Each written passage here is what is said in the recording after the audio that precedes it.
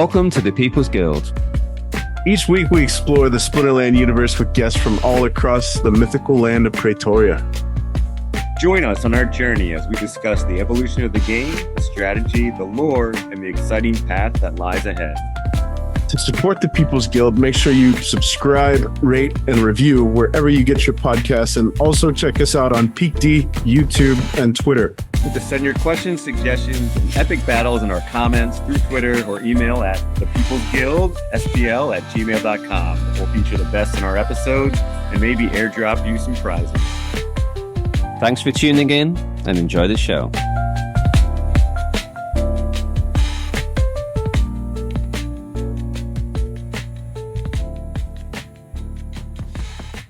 Welcome back to the People's Guild. Another month, another episode. We've been away for a little bit of time. Got the new show kicked off with Keegs last week. If those of you listeners out there have not yet checked it out, Keegs is running with the TPG banner, doing a DAO focused show. Hopefully the first of many kind of TPG umbrella content creators. Super stoked to see Keegs taking and running with the torch on this thing. And yeah, first episode last week. Hopefully it's 2 or 3 times monthly occurrence that Keegs runs his under the hood, under the TPG umbrella. But yeah, without further ado, we are back. First episode in 5 weeks, 6 weeks. I hope we still know how to do this thing. We have to tell him why too. Jangles was punishing me. He's like, man, that Ali G was so bad that we're got to take like 6 weeks off, bro, to recover. It was the inception. Apology. It was the inception. Public apology for a horrible Ali G. It was on the Fat fly. Jimmy doing Christopher Walken doing Ali G. There you go. There you go. 6 degrees of Kevin Bacon it, and then it's fine. Yeah, punishment is over. Jimmy is allowed out of the stocks, out of the box, and he's back. Bam, bam. And we got. You know who else is back? You know who else is back? Tell us who's back, Jimmy. Who's back? The one, the only, Dave McCoy. Bam!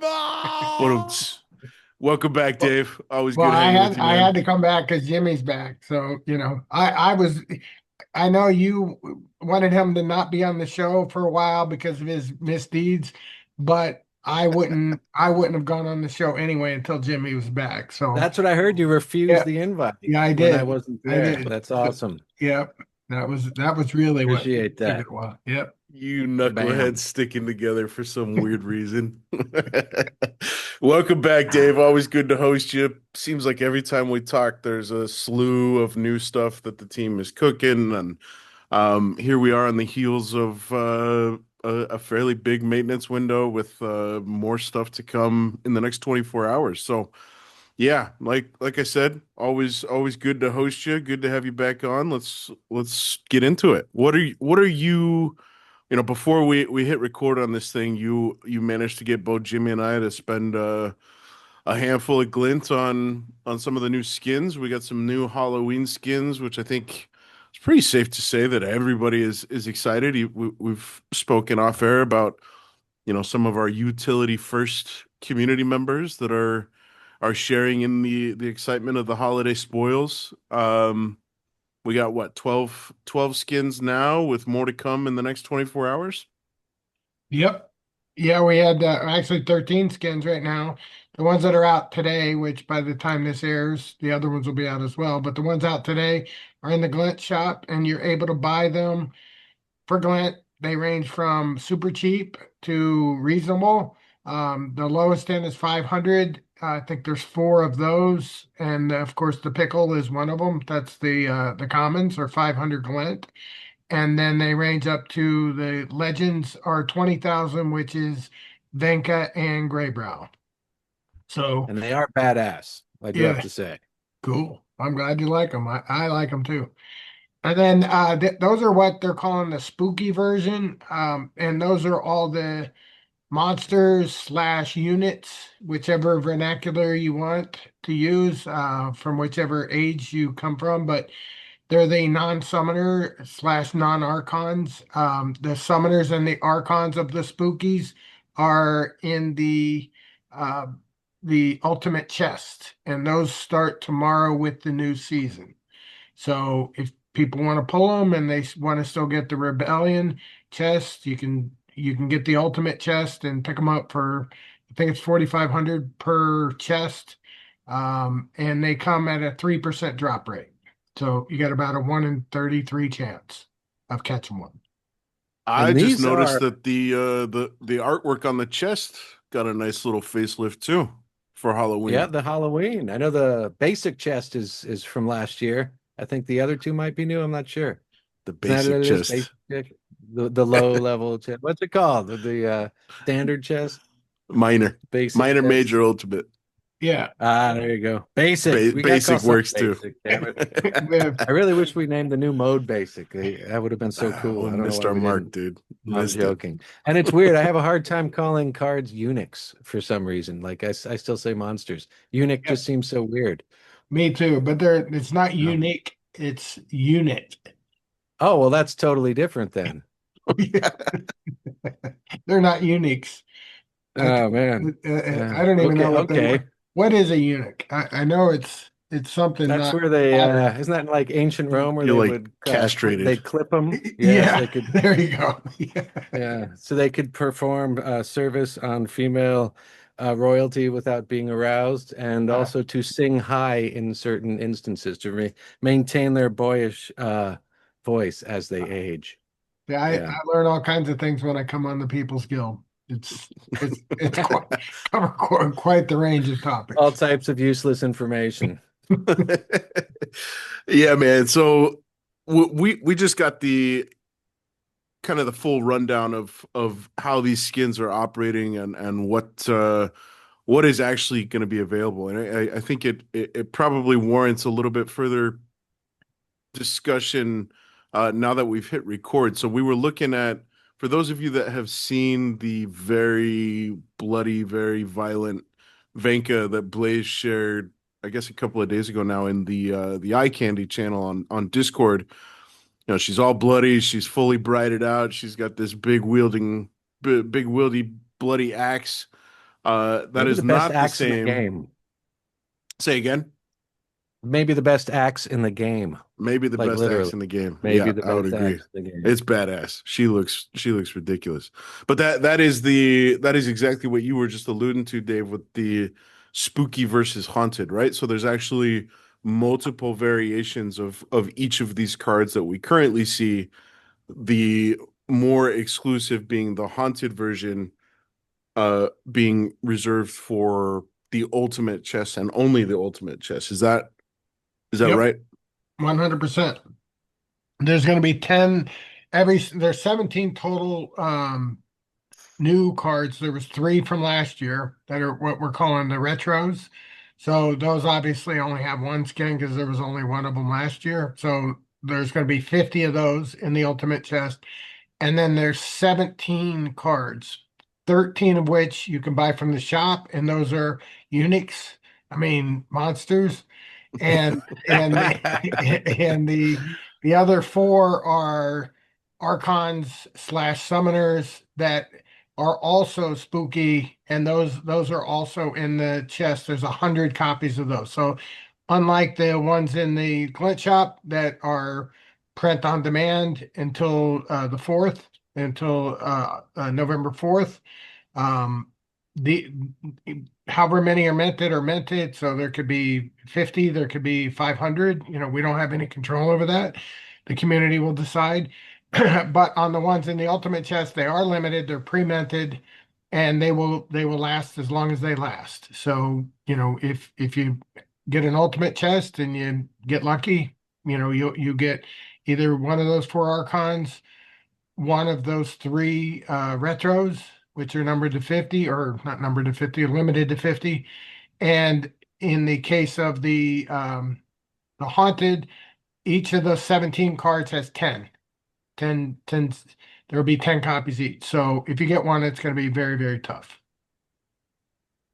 And these are permanent skins, right? We could use them forever. Like they don't We could use them after Halloween season. You can use them whenever you want. You can also That's trade awesome. them. You can, at some point, we'll What? develop the UI to be able to put them on a market to be sold. Yep. All kinds of good stuff. Tradable rewards are back. Is Yeah. that what I'm?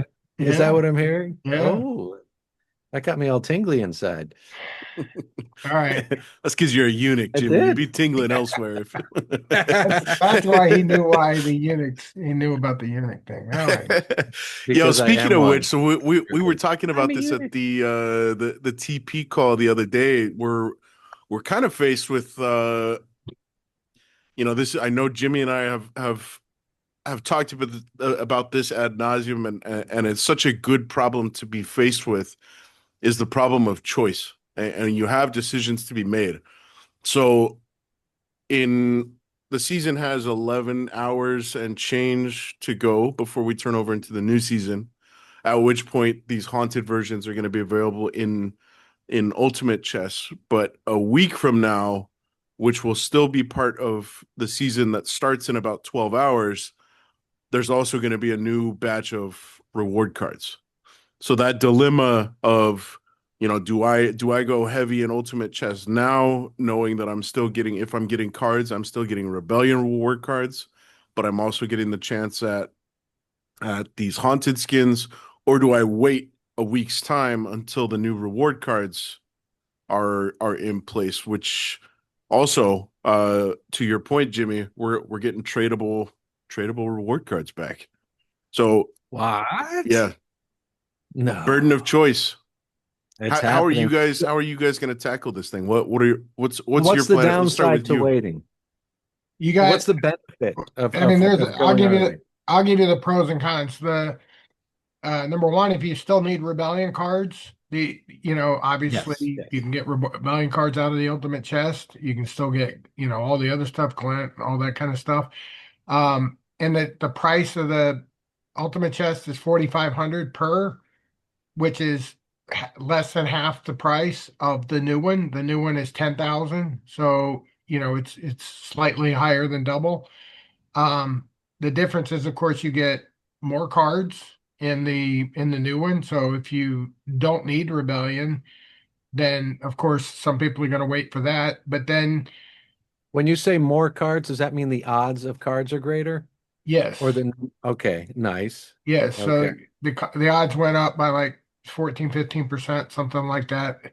So instead of like Ooh. 25-26, you're getting like 40% chance. So we made the chest better, which is why they cost more. But when it comes to this particular issue, it's actually more efficient. If all you care about is the skin, getting a chance at the skin, this would be the cheapest way to go, right?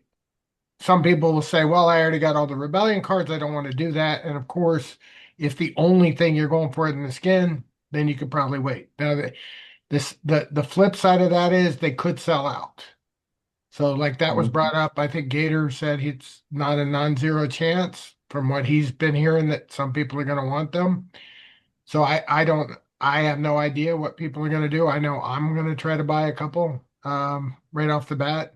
I will say that the season is a season. So even though it switches in the season from one reward set to the other, we don't reset the batches. So that's really important for people to understand. So if you pull two batches in Rebellion, you don't start over and pull two batches on the next one. You would be on your third batch if you go to the Conclave Arcana reward set. And how long are the skins in these chests for? It's very limited, right? Yeah, November 4th. We're done. So November 4th is skins are even in the chest. They're gone. Yeah, I mean the chest could go in a day, Damn. but they won't go past November 4th. That's a tough choice, man. $4,500, 4,500 glint ultimate chest or 10,000 glint ultimate chest with new cards. Yep. Ooh. Yep. I think Beaker actually developed, to shout out to Beaker. It took him like less than 24 hours. I think less than 5 hours actually. He made a API, which Jangles, you might want to actually put in your post. Show notes. People can see it, and you can track how many have been pulled. So for those people that are worried that they might sell out, you can you can look at it. There's 720 total prizes in the bucket. Mm. Well, those cards are going to be around for a while, so I might do a batch of skin chasing chests. I think. That might be Yeah. my strategy. Yeah, Just I to mean, go you've for got plenty. I think the people that got a lot of glint, it probably easier to go that route because you can still buy the majors and the minors, on the new stuff. And yeah, so, yeah. you miss one ultimate round. It's not the end of the world. And the single pulls and Yeah, stuff I wish to yeah, do yeah, and all that. And I mean, yeah. worst comes to worst, I just get a ton of potions, or sorry, a handful of potions from the ultimate chest with the old distribution system. You actually might want them because I mean, well, actually, I take that back. I remember how many you have. You're one of, you're one of the guys that probably is not going to need them, but I have a feeling that people are going to be like, I wouldn't say crying about it, but they're definitely going to say, "Hey, why don't you guys put more potions in the loot box?" Because we cut those back really hard. So Ooh, that might be a land craftable option item, maybe the good old fashioned alchemy and legend potions. No, maybe, but random idea. right now we do have the unlock potions that are coming out. Yes, which I'm very excited about. The Yep, don't like the locking, but I like the ability to unlock. That I will say. That's awesome. cool. Yep. All That's right. awesome. So are we flipping to the reward cards now? Is that where Reward cards, tradable reward cards. Well, real, Like real quickly I think I before, think that's the got to good get one. a bam, and a chocolate babies or something. Bam! Chocolate babies. Yeah. This but is seriously some of the best news I've heard in a long time. That the gold foil and I believe the black foil reward cards are going to be sellable, tradable, Yeah, old school. We're going immediately. back immediately. Like if you get Mm. a gold foil, you can freaking it's marketable. yep. So Marketable. Jimmy, you'll be able to Yep. pull like $100 card out of a chest. That would be awesome. I just have that problem where I can't sell anything. Damn it. Yeah, I you gotta can get over sell it. that. Oh, you No, I mean mean you I can't. personally? Like I Yeah, just can't yeah, do it. I'm always like I get the diamond hands problem where I'm like, I can't sell Splinterland stuff. I don't yep. know why. Me I've too. told myself I would, and I just never do it. That's why I have a ton of beta cards. So I bought beta before alpha. Then I was like, wait, alpha's like not that much more in the J6969 era. And the benefits are greater, the rewards are greater, all these tournaments are awesome. So I bought alpha saying, yeah, I'll just sell the beta. And I still have them to this Yeah. day. Well, you're doing all right with them. Oh yeah, I love those things.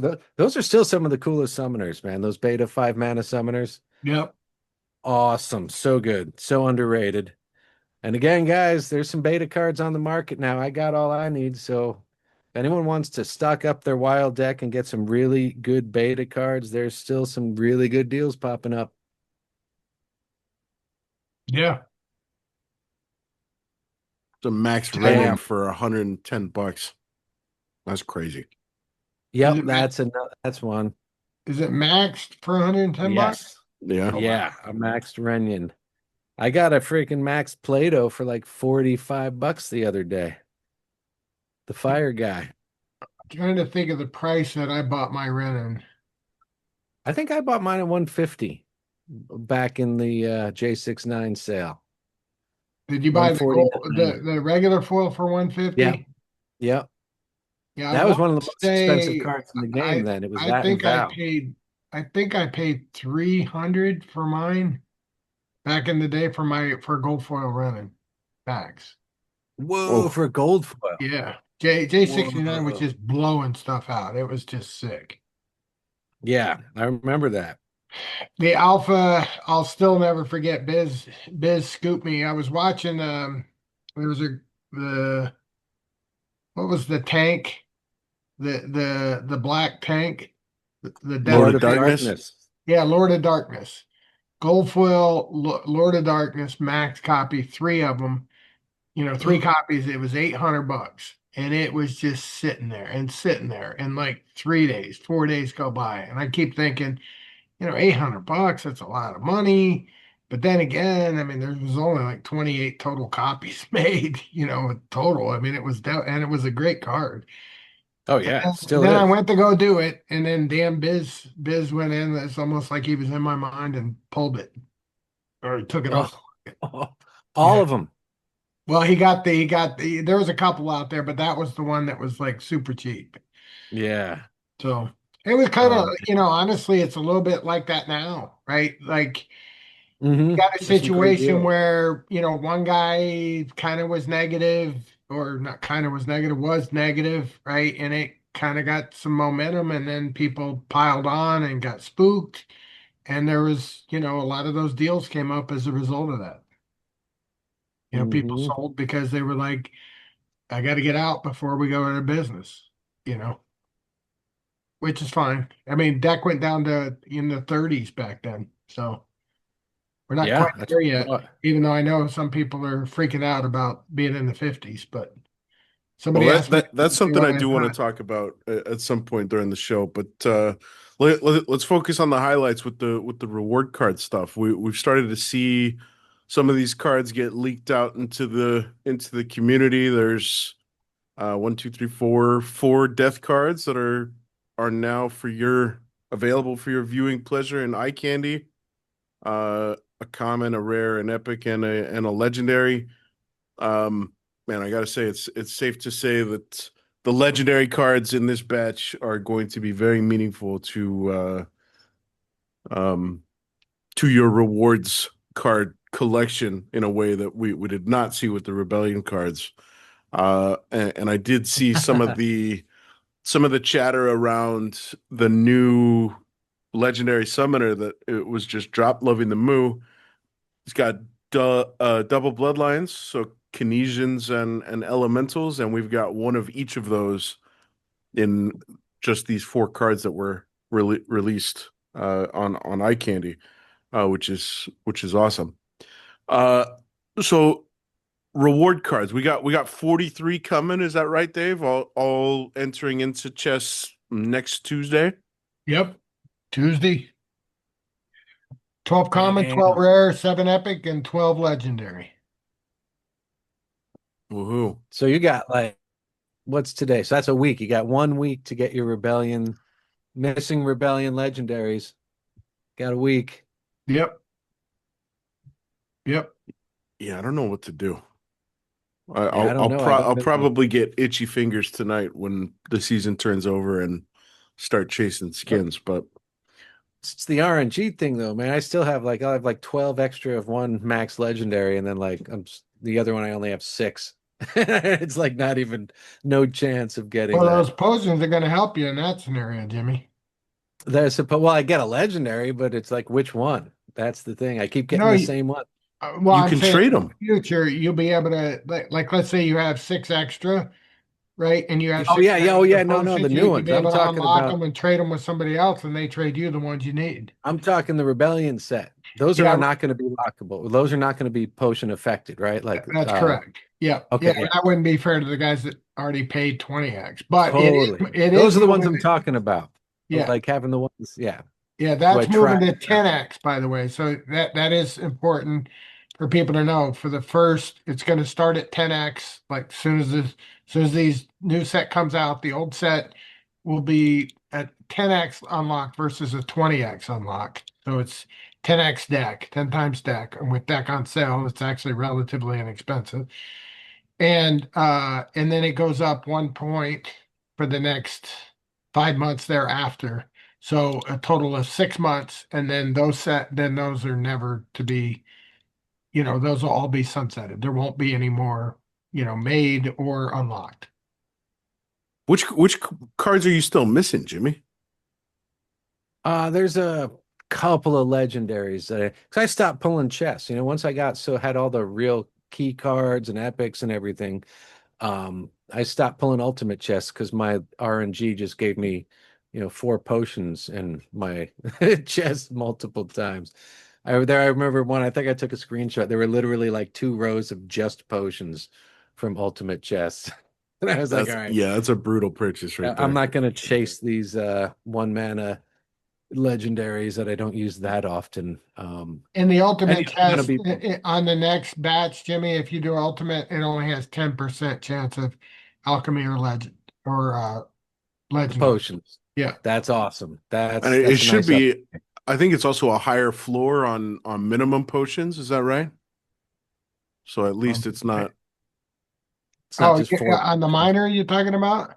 No, on the ultimates, you're not getting just one or two potions. You're getting a stack. Yeah, you get I think it's 3 to 7, but I'm not sure. Gotcha. Okay. Well, yeah, you guys have completely flipped the rewards thing on its head with so it's not just potions that are going down and card likelihood that's going up. You guys are also changing energy drop rates and Yep. merit drop rates. Yep. And is there something else that I'm forgetting? Yeah. We're putting unbinding scrolls in the chest. Unbinding scrolls, yeah. Yep. Bam! Yeah, and then of course the ultimates you have a better chance, and the majors a better chance than minors, stuff like that, where you have a greater chance of getting a legendary unbinding scroll as opposed to a common. So, and then the other thing that's I think relatively significant is you get the fortune draw entries as well. Right. Yeah, that is a Yes, big one. that's huge. Yep. That's been fun in Frontier getting those draws. I haven't Yep. had luck yet, but I'm still chasing them. I'm like, all right, here we go. Get Yeah, some it's going to be draws. interesting to see it.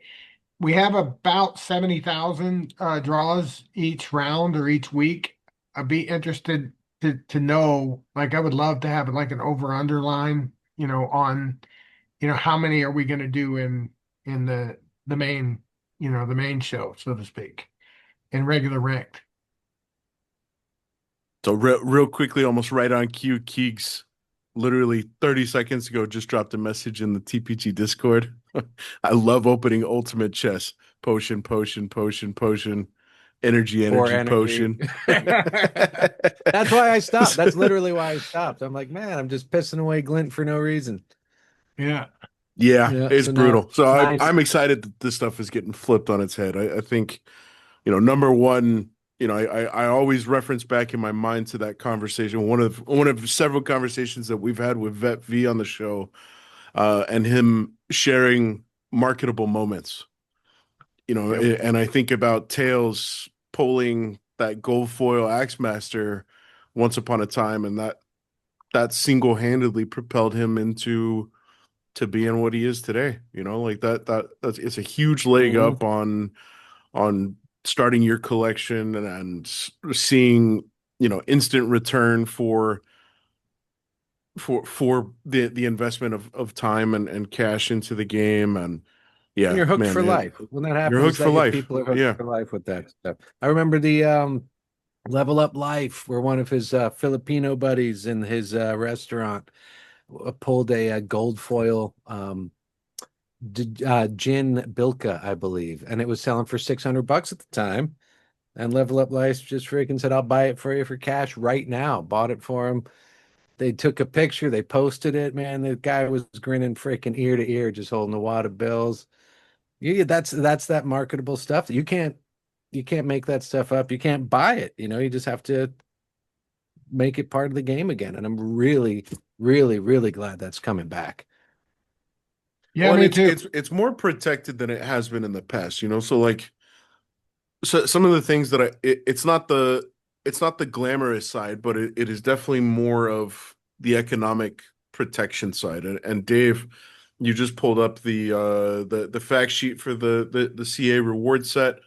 I think one of the major concerns has traditionally been, we're giving away a whole bunch of CP and PP, and nobody's ever going to go to the market to buy cards because you can get everything that you need from reward chests. Well, that's a thing of the past, right? Like we've not just iterated on how these cards are being distributed and which cards are immediately free to sell, but we've also iterated on the back end what these cards mean towards the overall economics of Splinterlands. Yeah. Oh yeah, definitely. And I don't think a lot of people have quite picked up on that. I mean, some have, but um, we had such a binary world that we lived in, and it always had to be one way or the other. And this set kind of like goes down the middle and gives some of the people some of the things they wanted, but also protected against the things that the other side was worried about.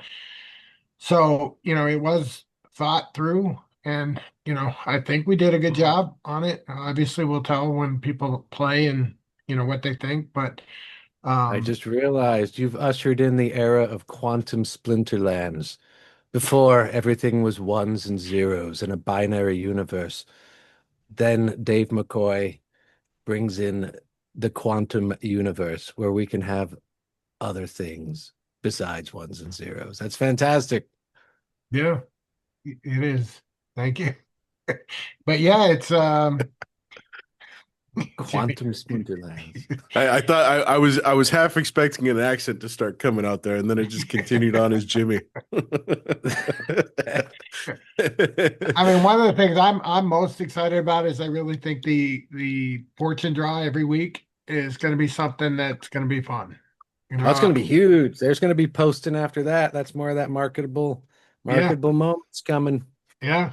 Can you let's elaborate on that one, Dave? The fortune draws, we've seen the precedents be set with Frontier mode. Obviously this turns the dial up to 11 because we're talking about meaningful impact in ranked and tournaments and brawls. Can you walk us through what does the fortune draw mean for the average player, and how do we participate, and what does it potentially look like on the other side? Well, everybody can participate. Number one, in the past reward set, there's always been regular foil and gold foil. So when you played and you did a draw or you opened a chest, you could get regular foil, gold foil. That's still exactly the case now. So you can get a regular foil, gold foil through normal chest or through card draws. You've never been able to get a black foil arcane, or a gold foil arcane ever before. So what we did is we decided to use the same mechanic in the Frontier and create a weekly fortune draw. So every week you'll get raffle tickets during the week. And if you so choose and you want to go into the actual drawing, it costs you 125 deck. So at current prices, that's like 7 cents. So if you want to have a chance at winning whatever, you guys pick the number from, a $5 card to a $5,000 card, that's, anybody can guess what the prices will be, but every card will be either a black foil arcane, or a gold foil arcane. So every single one will be one of those three. There will be 78 of them every single week. You can choose to enter or not. It's up to each person. The only requirement that you have is you have to have a spell book. So you can earn the draws, and if you don't want to enter, you don't pay the 125. If you do want to enter, you pay the 125. All you have to do is within a few minutes of the end of the drawing, you have to pay it. For those people who are busy and don't have time to manage that, you can actually pre-buy all 53 weeks worth as well. That's So such a simple quality of life thing. I hate having to go in and buy my wild pass on a seasonal basis. Yep. So nice touch there. Yeah, I think there's, and maybe you can take a minute here, Dave, to address lingering concerns that maybe, we're flooding the market with too many of these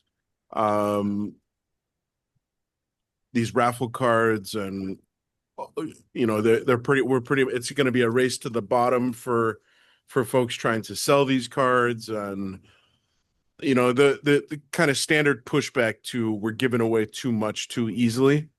How are we protecting ourselves against that sort of sentiment? Well, it's hard to protect against some of that kind of sentiment because it's a little unfounded. Number one, these cards didn't even exist. So, if you get one and it goes down in price, I mean, would you rather just not got it in the first place? I mean, what difference does it make, right? Let's say you got it and it's not worth anything. You're not down, right? So, number one, as it affects an individual player, I think a lot of them, their point is, hey, I want it, but I want it to be valuable, so I don't want other people to get it so they don't sell and drop the price of mine, right? So, I mean, that's kind of the market's going to market. I know, Jimmy, you've made that point a lot out there, and that's just how it's going to work. If people like these cards and they like the ones that are rare and good to play, then they'll buy them, and if they don't, then they'll just dump them and they'll be lower in price, which is okay. In terms of protecting the economy, all these cards, every single one of them do not have any production power for land, and they don't have any collection power for burnable in deck. So they are burnable in Glent at the same rate that the Rebellion reward set was, but they're not burnable for deck. So we're creating absolutely zero deck debt, that we're going to have to buy back, that we're still working off from the Chaos Legion days. No, nor do they contribute to conflicts. Is that right? Yeah, they also don't contribute to conflicts. Yep, definitely. Awesome. Yeah, There you I'm go. super excited for this new era. I've been seeing some guys that it's been an interesting, like looking retrospectively at 2025 thus far. It's been a little bit of a roller coaster, and there were a lot of folks that were, let's kind of zoom into June, July when Frontier mode launched, and there were a whole bunch of hands that went up in the air like, oh, Dave and Blaze, what are you guys doing? Frontier mode doesn't address the the bigger investment side of the equation for those of us that are actually here for the right reasons, blah blah blah. I'm going to sell my cards, all my modern cards, and just focus on Frontier. Well, fast forward a couple of months and bam, here we are. That equation is now being extended to exactly that. Like this is putting real meaningful value in the collections for folks that do want to compete in modern and in tournaments and in brawls. It's we've talked about it in a couple of conversations over the last few weeks. It's been a huge paradigm shift, and I think this stuff is going to be particularly meaningful because we're coming from a world where everything was soulbound. I don't know if we would have as much of a huge ripple effect if we had just moved from, the Chaos Legion reward batch 1 and 2 into this sort of model where we didn't have that era of soulbound stuff. But I think it's one of the big narratives that I think you have issued in as a COO and part of the leadership team and being a member of the board, Dave, is nothing is final. Like I think that's one of the big advantages of having you aboard the team in the capacity that you are is that you're always,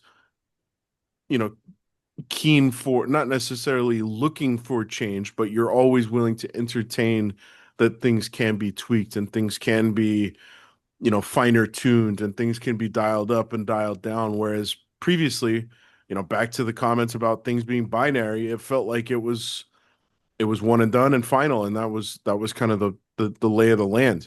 So this just represents in my mind one more big piece, and this is one of the more significant pieces that you've issued in, is a big change towards, you're listening to the player base, you're listening to the community, you're leaning into what attracted a lot of players here in the first place in giving meaningful rewards back to the community for participation and demonstration of the right behavior. So I'm curious, Dave, with respect to let's talk specifically about the reward card stuff. How much of you've got a better pulse on community sentiment than I do, or I would guess Jimmy does as well. Just we've been so removed the last 5-6 weeks. What has the response been from some of the let's look at the saltier folks with respect to like Frontier? It doesn't impact me in ranked. I'm going to sell all my modern cards, just focus on Frontier. Have we seen what is actually happening next week start to catch up to these folks, and are you seeing tunes change? I actually haven't heard the the negatives on Frontier lately. Um, I'm not sure if that's because the people that were playing Frontier stopped playing it, so therefore they quit complaining about it, right? And the ones that were complaining, typically the major complaint was that the price of the cards are going down, um, which was by design. I mean, there was 2 years worth of production of those of the regular foils, for instance. So I was shocked that they were trading as high as they were when they first came out. I mean, that was a testament to how much our community really wants to be at the top, right? Like how many people just started regular free to play, didn't buy anything and just earn their way up. They're still probably nowhere near. But we have a bunch of overachievers, that, want to succeed really fast. So they went out and paid and, got the cards. And, there's a little mini game there where they could win a card and possibly sell it for $10 or $15 and recoup their investment. And I think most of the guys that tried did. I still think it's still serving its purpose, and we still have more players in Frontier mode than we do the other modes combined. um and I don't think that's going to change. There's definitely a spot for a free to play mode, and we just added two new cards. We'll be adding more over time. And the one, like, talking about the binary mindset, a lot of people, they just assume that it's always going to be a particular way. And so, for instance, like they were telling me, oh, I'm not going to have any use for these cards or anything like that. Well, lo and behold, a week ago or 2 weeks ago. I lose track of the days, but you can now earn extra raffle tickets by burning cards. So, if you have extras and, you're playing and you're just getting extras because you've maxed out your set, but you still want more raffle tickets, you can do that. Like I play just because I want to get raffle winning. So I know Jimmy told me earlier today he hadn't won one yet, but I got lucky enough and I did. So, nah, to you, Jimmy. Oh, dude. Why? Why? I went and bought a black foil. I bought two black foil Yeah, Frontier cards. yeah, I that's what totally, I've been doing. I just been buying them when they're cheap. I think I've got like three black foil arcanes now from the set and a couple gold bam. foil arcanes. And yeah, I mean, if people are going to sell them cheap, that's fine with me, and I like it because, like I said, it's a place for new players to land, and they get a chance to come in. They don't have to put in anything. They don't even have to understand how crypto works. They can just play and start earning cards right off the bat. So that part has been good. And Jangles, you start out by saying, what are the negatives? I mean, there was some people that initially said that nobody's ever going to want to play regular ranked because of that. And there was a period of time where that was kind of a narrative that was floating out there. These little narratives come and go, but I haven't seen that in at least 2 or 3 weeks. And I'm pretty sure with the new reward set dynamics, I don't think that's even going to be a doubt. So it's kind of like they were telling me stuff like that back then, and I was like, but don't you think I see that, some of these mechanics could also be applied in rank? But they don't want to hear that. They just assumed that, we were never going to do anything like this. So, lo and behold, you can now win a gold foil tradable, a black foil, tradable, and both arcanes. And speaking of which, the one thing I do want to make sure that I point out to people, because I don't think they really understand,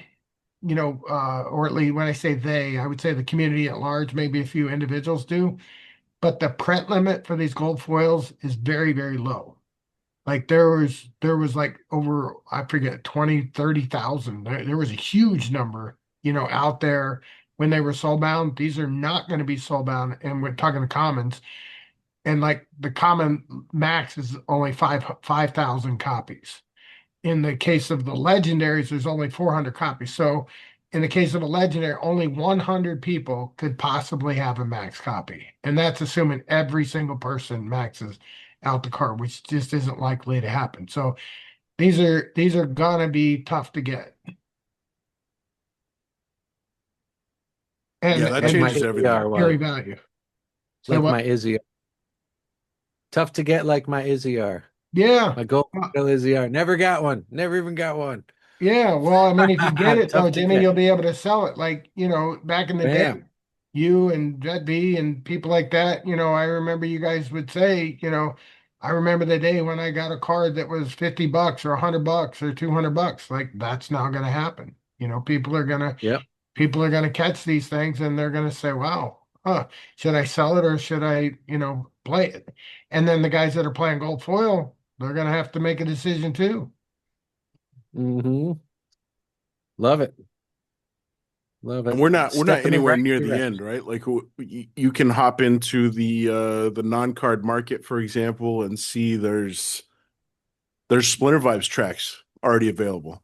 I this goes back to what I was talking about just a moment ago, where Dave, you're always keen to entertain change and progression and improvement. And one of the big things I remember distinctly us talking about once upon a time, many moons ago, was how do we create value for players through rewards that is not strictly SPS or DEC. And that's exactly what these reward cards represent, especially when you look at, they don't contribute to conflicts, they don't contribute to DEC debt, um they're not viable options on land. uh and we saw that precedent get set with frontier mode cards got you nothing other than bragging rights, and being able to climb the leaderboard and compete with your buddies. uh Yet the market was huge. Like, people were dropping all sorts of dollars. Like Kezrin, he's one of the top accounts on the modern leaderboard every season. Well, guess where he also is a top leaderboard contender is in frontier mode. And that's because players like that went out and maxed their frontier decks to be competitive. Uh so the appetite for this stuff, I think, is has long been severely underserved. And I think we're seeing these things kind of progressively more catered to, as we're issuing in skins and reward cards and Splinter Vibes tracks. And I have to imagine that we're just beginning to shake the fruit from the bush. I expect there's going to be a whole lot more that's kind of brewing in the mind of Dave and Blaze in terms of where what's in the future for folks. Yeah, I think that, you know, I've said this a while, probably on your show a couple times, especially since I talk so much. But the number of people, the number of ways in which people play the game is very diverse. And everybody kind of like always used to fight, like, no, it should be my way. No, it should be my way. No, it should be my way.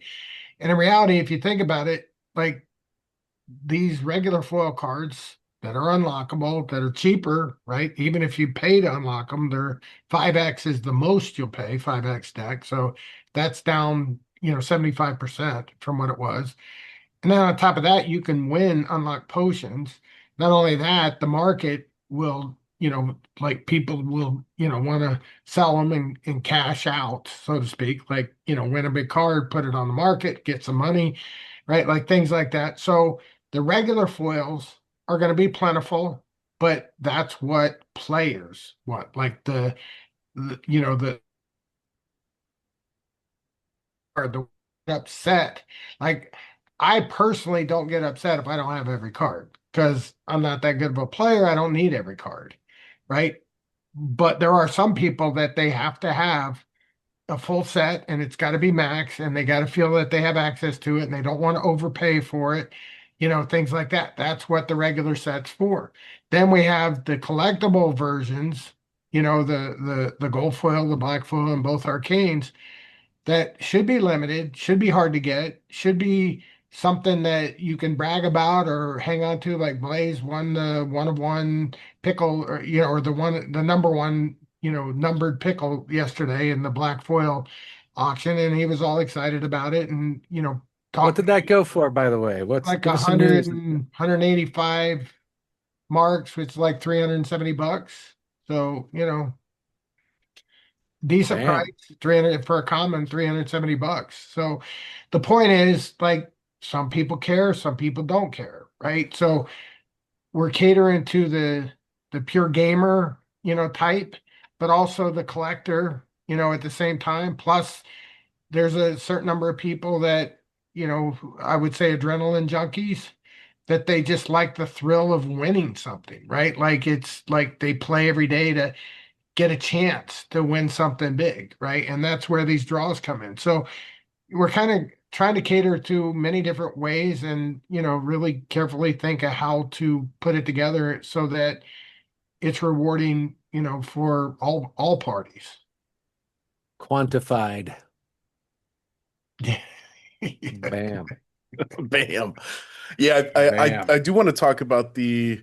Yeah, I think last time we had you on, Dave, both Jimmy and I were kind of clueless to a few of the different things that were going on, and that continues to be the trend. There's just so much happening. I had no idea that the final Black Foil Arcane auction was going down yesterday. And then I got a message from Blaze saying he won it, and I looked in card collectors, and he was evidently going head to head with DeFizz and Michael B for competing on bids for that card. There was a very recent I want to say within the last couple of weeks a change to how the raffles work. Is that right? Yeah. And therefore it made things a little bit more exciting. Somebody couldn't come in and just snipe at the last second. Yeah. I like the change.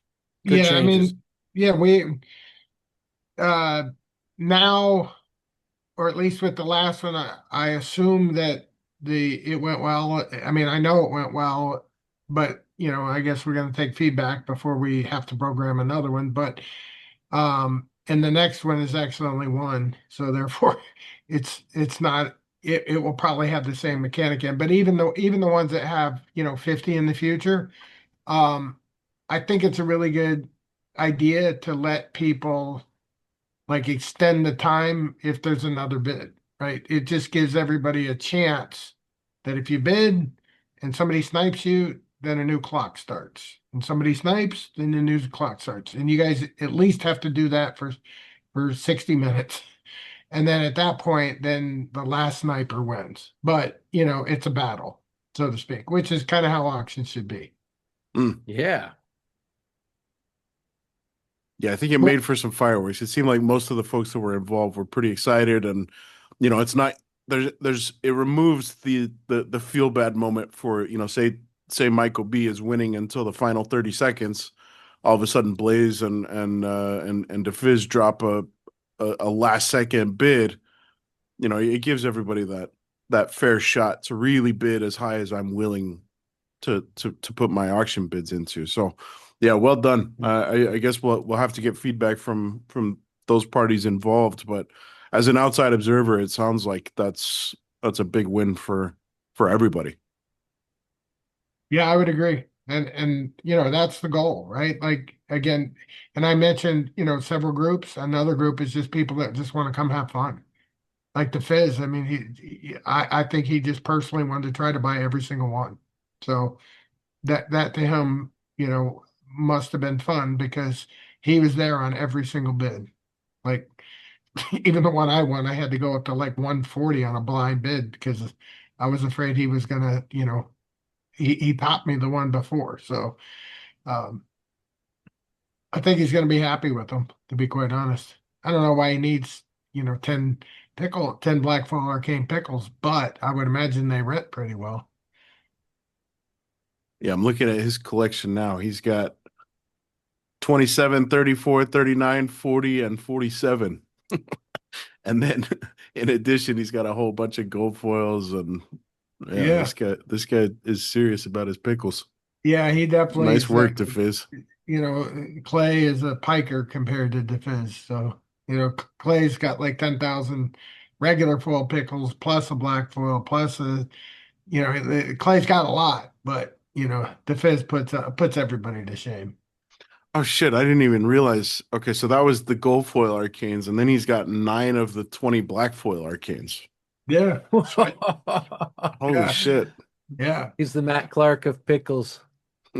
Yeah. And a lot of people really, it's like we have so much stuff going on. I hear it a lot, that they're having a hard time keeping up. Like it seems like if you, you know, step away for a week or two or get banished like Jimmy did, for a couple of weeks, you come back and, it's like, holy cow, we just have this happen. So What I think happened?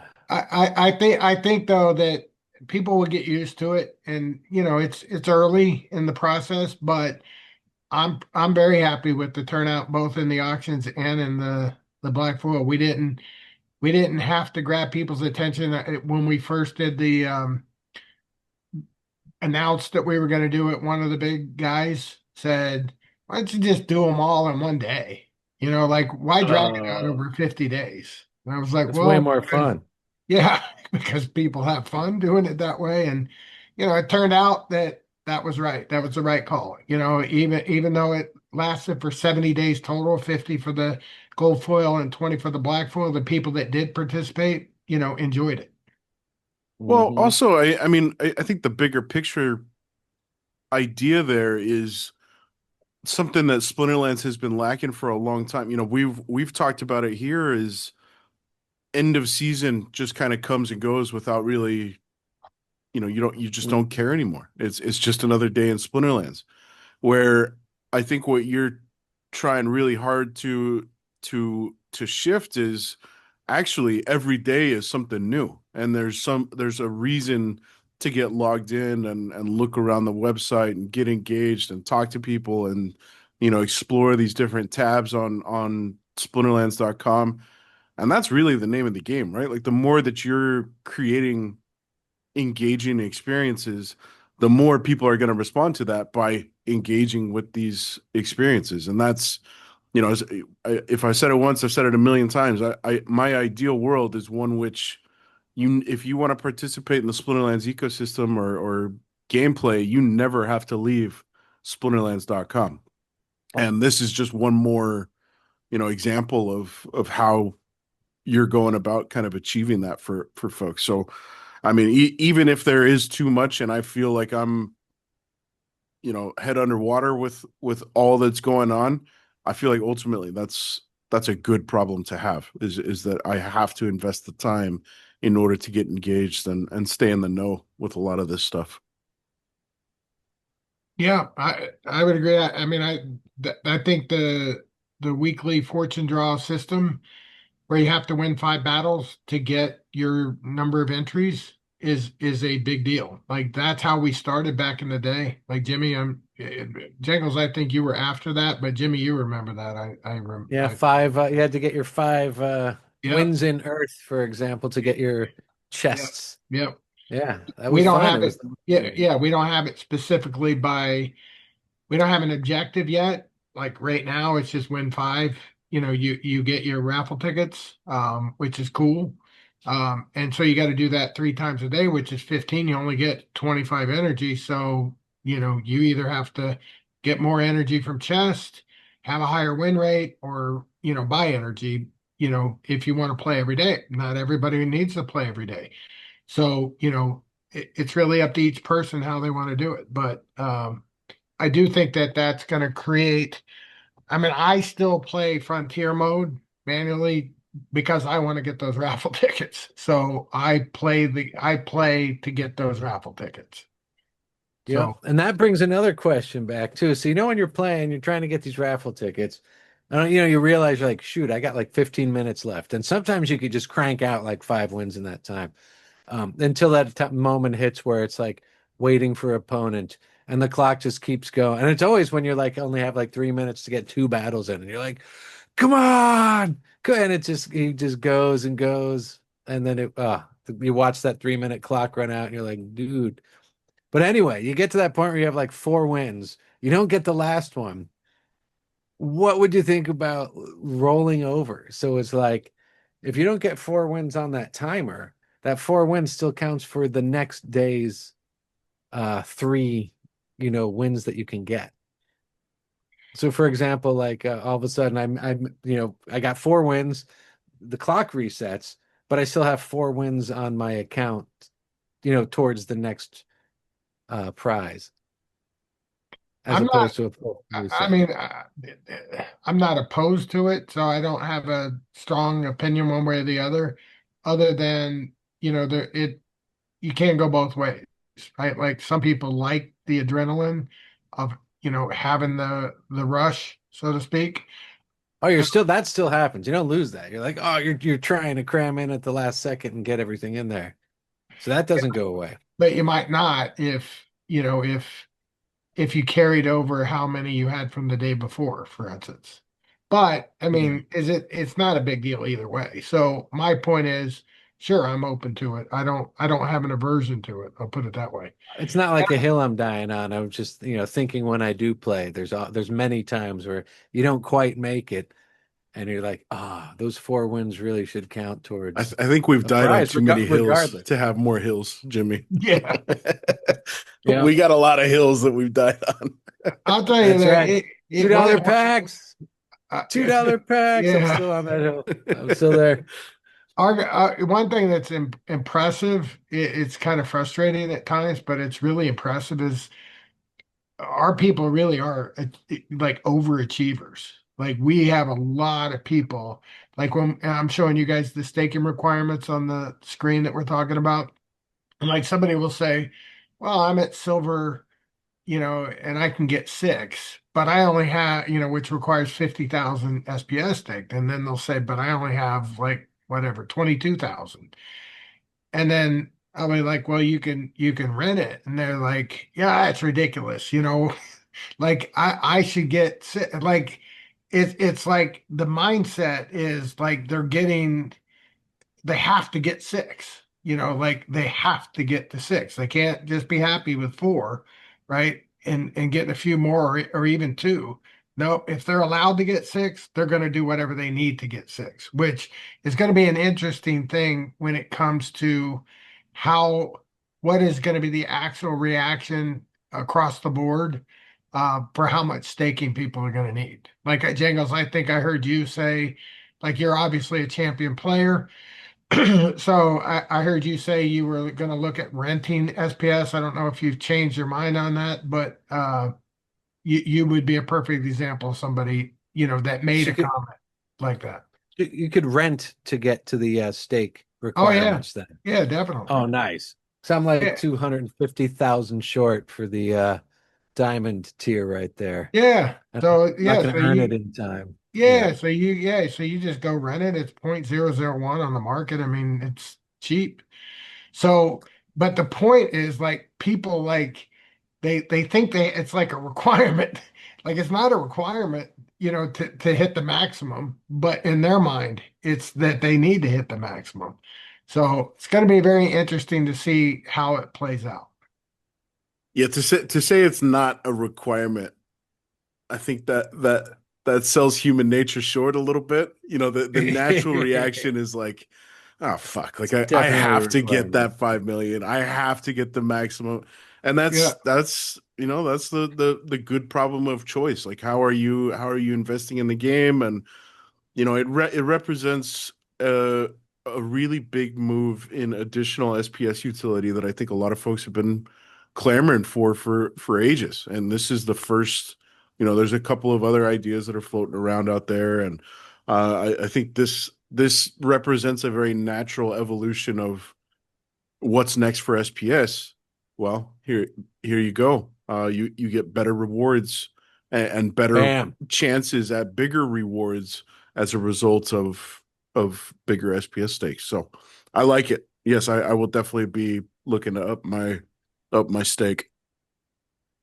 Yeah, you're one of the overachievers. You too, probably, Jimmy. You didn't know you could rent, so now we'll see Jimmy up in champion with 5 million SPS stake. And by the way, when you rent, man. you actually get the earnings from the rentals too. Like I think people don't factor that in, but you'll notice, your Earnings earnings go go up, up if you stake 5 million SPS. I was looking at the 2.5 million, but you might have talked me into looking at the top tier there. I'm not. We'll see. And this is for just ranked, right? I mean, a modern ranked. No. This is wild too. Yeah. Yeah, What? yeah. And you can do No. both, Jimmy. You can do both. I'm going to do both. This might have to happen here. You might Uh-oh. not you might not mind opening those ultimate chests now at all, because you get the I energy might you not. need to play both.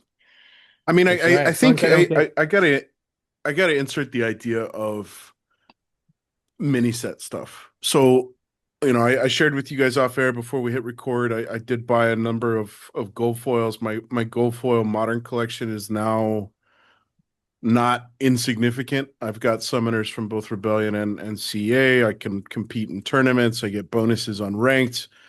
And really the primary objective is set myself up for some sort of participation in the mini set.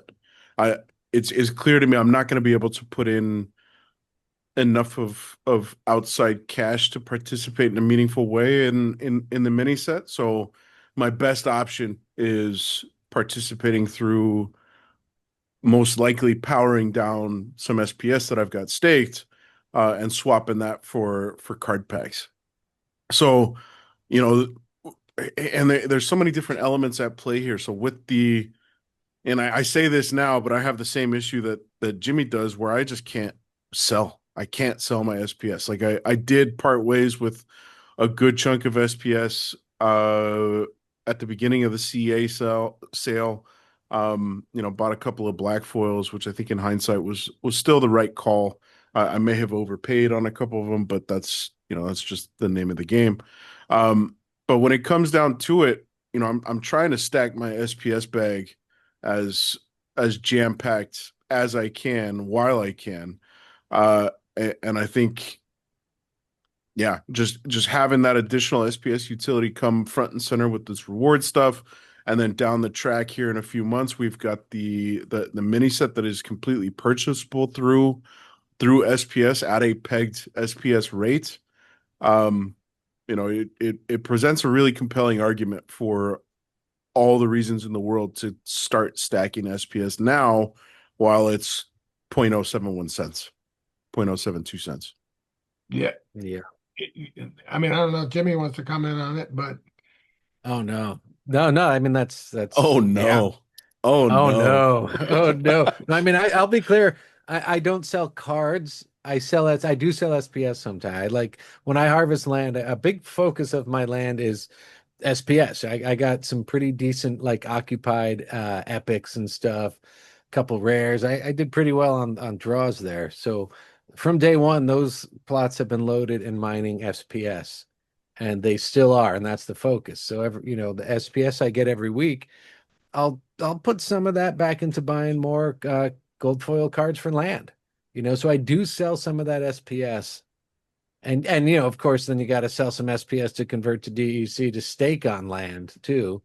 Um, so it's been a slow process, but I do sell SPS, and I've regretted it. I've been regretting it, but it's the fun, it's the ability to function within the ecosystem. You watch the stacks slowly grow. It should have been growing quicker, but It's so yeah. tough at these prices though, because I do sell my liquid staking SPS also for DEC, just for land For resource stuff. acquisition, and voucher Yeah. pools and wild pass and all the rest. But I'm not actively or routinely powering down my stake to sell. Oh yeah, that's something I think I've only done that once or twice. Done some power down. The rest is like just what I'm pulling off land and battling, etc. well, I mean, going back to the mini set and how that affects people, you know, there's not enough to go around mentality is good, right? It really Push and should shove, be, baby. We right? got to bring that back. The push and shove. Yeah.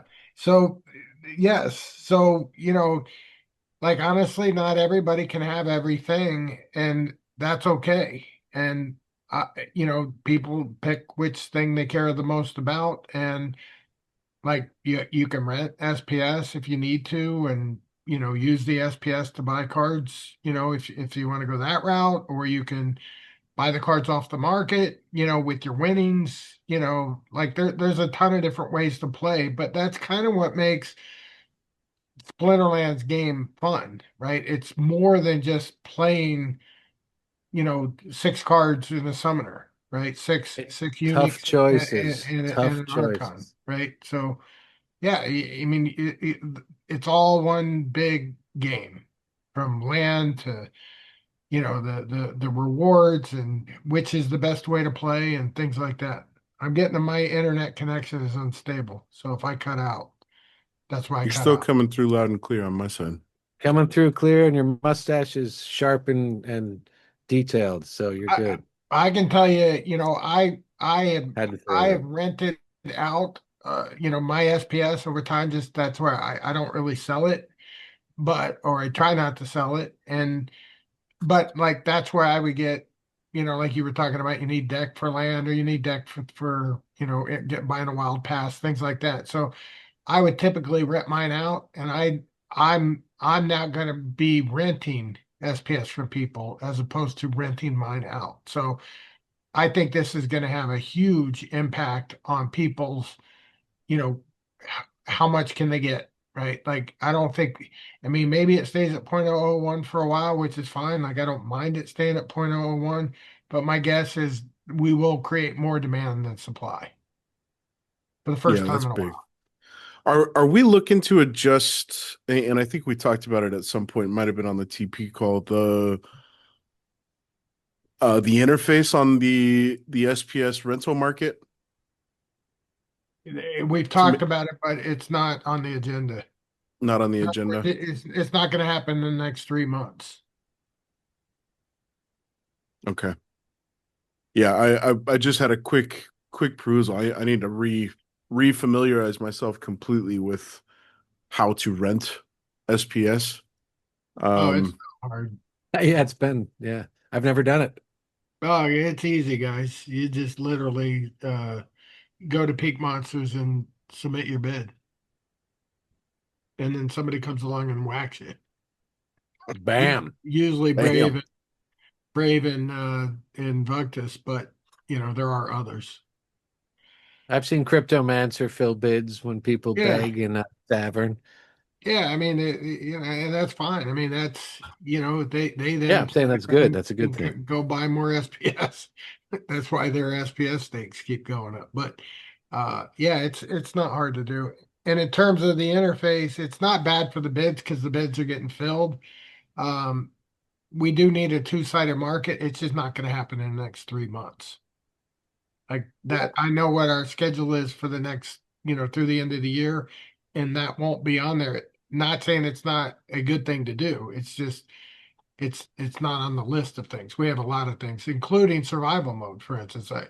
Jangles, that's your proposal. That's one we're going to be talking about here in a couple of weeks. So we've actually got the UI done for it, and now it's just a matter of how long is it going to take the dev team to, you know, basically put it in there, as well as some of the new dynamics that we have. That's usually what's the hold up, is if the is new backend stuff required. Mm. Yeah, I heard a rumor there's going to be Eye of the Tiger playing as the background music for survival mode. That could be, that's, I think Jingles can edit his post and put that in there, I and think then that we'll was let I it think happen. that I think I snuck that one in on the 11th hour, that proposal getting passed. Yeah, Get a I'm little super excited surprise. for the survival rework.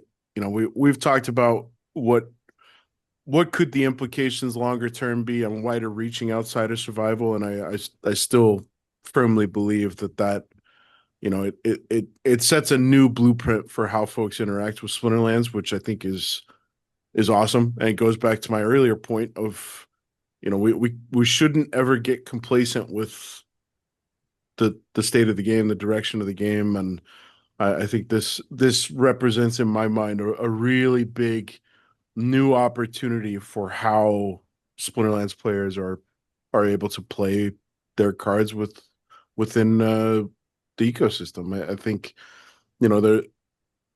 I think there was some hesitancy to run the proposal at the time that we did, because it was right on the heels of reviving the ranked leagues.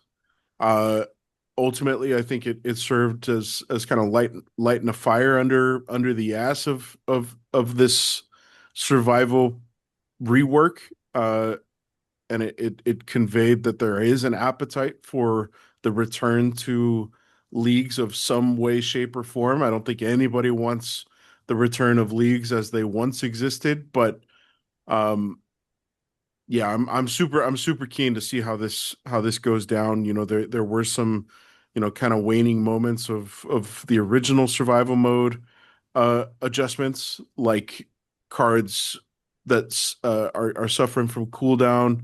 Those cooldowns are exclusive to survival mode, so you could still participate in ranked and tournaments and brawls and that sort of stuff. That's huge. Everything's That it's one's huge huge. right there, man. That's what's It's going to make huge. me play. That's the only Yeah. reason I'll be playing, for that reason. Well, you can also play all your silver stuff and not run into max decks. So I think Right. there's If I want there's to a do some there's a bunch of silver. different Yep. facets that make this really compelling and interesting and Ooh, new. yeah, I got a silver account. I'll start playing now. Yeah, Just yeah, bam, get my old silver account back in action. I mean, we're going to learn a lot. I mean, that's one thing I like about it best is we're going to learn a lot, in terms of, what do the players want?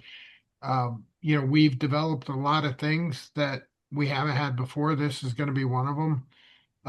And it goes back to the non-binary thing, right? There's 11 different, ways to play the game, including level Quantify. ones, right? Like one thing you always bothered me was level one cards, like people like dismissing them. Like, oh, level ones, like, you're dirt if you got level one cards. But, somebody comes in the game and buys a Why couple. do we sell level 1 cards then?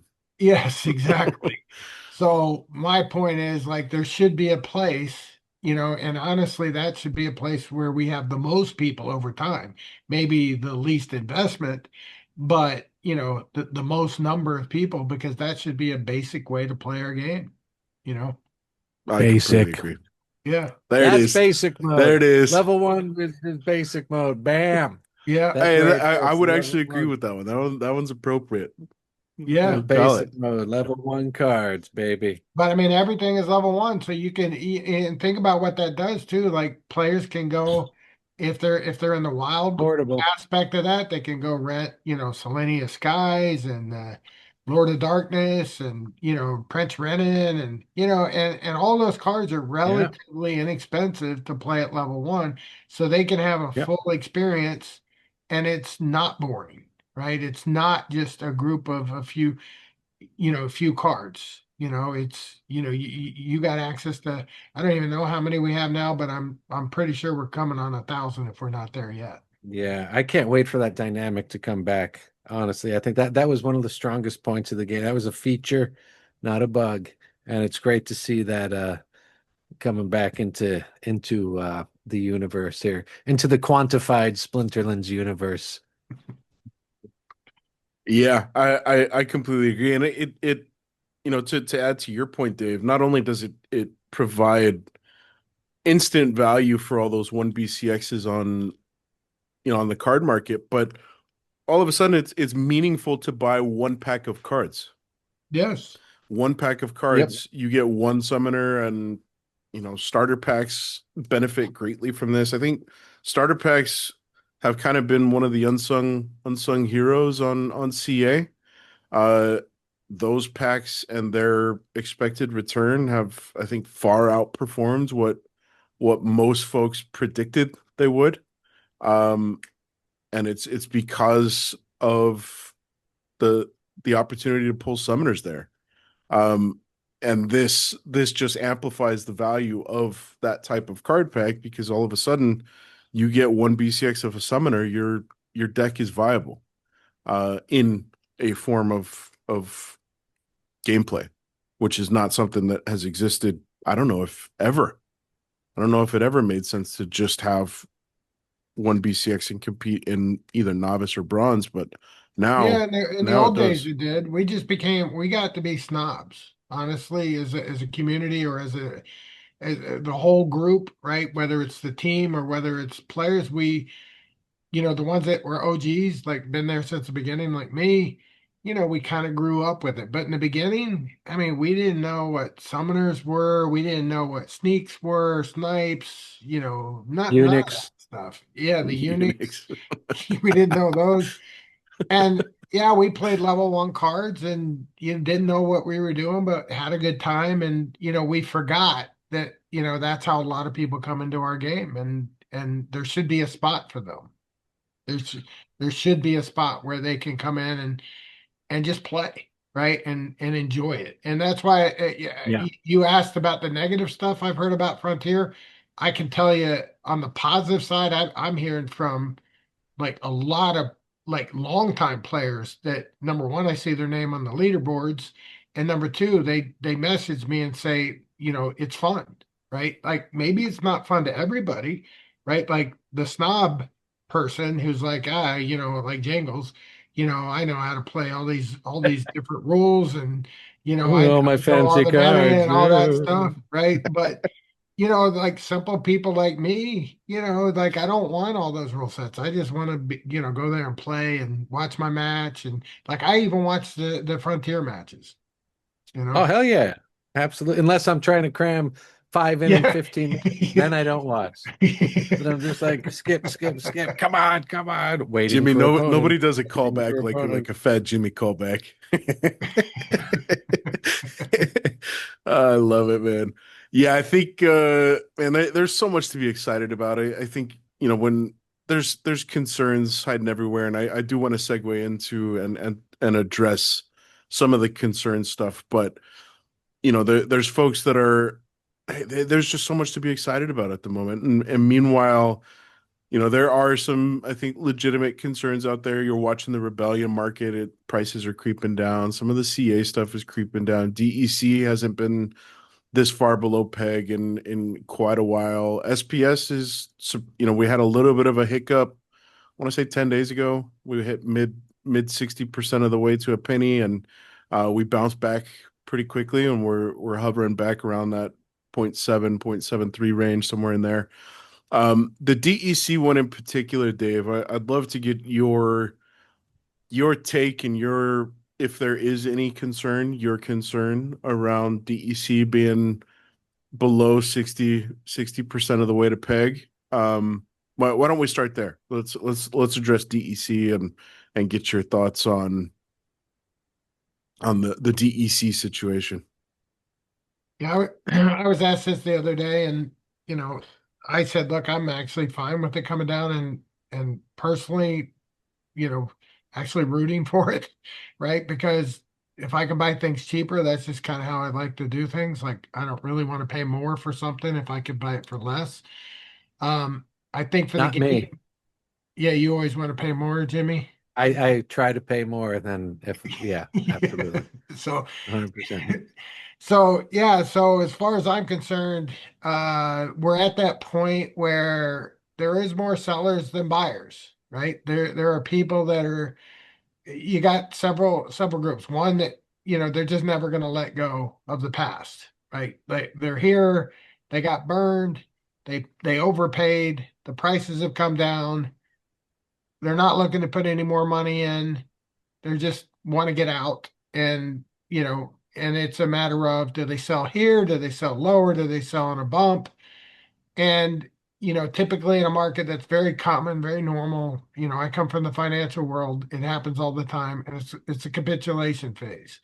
So, what happens is it goes down a little bit, it doesn't even matter why. It could be something I said, could be something happened on the market, could be something that happened, with what Trump says, whatever. It doesn't really matter. That they're geared to sell, right? And that's just normal psychology. It happens. It's part of a bottoming process. So I don't mind prices going down, and we've been through here before. And I try to remind people, like I've seen it at 30 cents, 30% a peg. So, seeing it this is still double, what it was back then in those days. So as bad as people think it is, we've been through worse. I will also say, guys like Royal, for instance, next time he's on the show, you can remind him of this, but he said that changed my life. Like he literally said that changed my life. that it happened because he was able to scoop up some really good deals and, did extremely well, off of that. So, I would say there's a lot of people around that are in that position, myself included. Like I said, I bought running really, really cheap. A bunch of cards, and I've done really well in tournaments and things like that over the years. Um, Not that I didn't, I put I forget 60, 70,000 dollars into Chaos Legion. I put another 35,000 into Conclave Arcana. I'm not sure how much I put into Rebellion, but it was at least 10,000. So I got stuff that's down too, just like everybody else. But the difference is I'm looking at a bigger picture, and they're, and some people are looking at less of a big picture, right? They're looking at like their own, unique situation. And at the end of the day, right now we have more sellers than buyers. The markets are doing what they're supposed to do. There's a saying in the markets that lower prices are the solution for lower prices. So once you have low prices, it's like a cleansing environment, and people that get out, and they sell. And if the people that buy, that buy them from them, what really happens is the price people are willing to pay, goes lower and lower until finally there's nobody left to sell. And then new people want to buy, and then there's nobody left to sell. So then the prices start going the other way. So I don't mind that we're in this position. I don't mind deck being down. I don't mind SPS being down. If SPS is down, that's just, I'll buy more of it when the time comes to buy the Conclave Arcana, mini set. So, at the end of the day, we'll work through it just like we have before. And it's not a bad thing. It actually turns out to be a good thing, and that it clears faster at lower prices. We've also got the famous quote by the global famous ecologist Jimmy Buffett, who says, buy when there's blood in the streets, especially if it's your own. Right? Did he actually say that? He did. I don't Yeah, think that's a Jimmy Buffett song, but I thought That was you were some, actually about to pull a quote from Jimmy Buffett.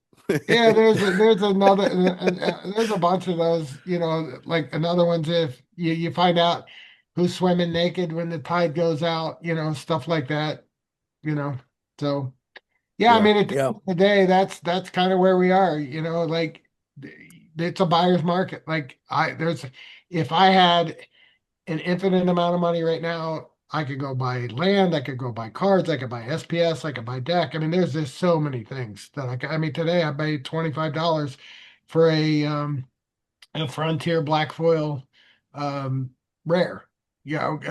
Black Foil Arcane rare. It was Arcane, bam. number to 10. Beautiful card.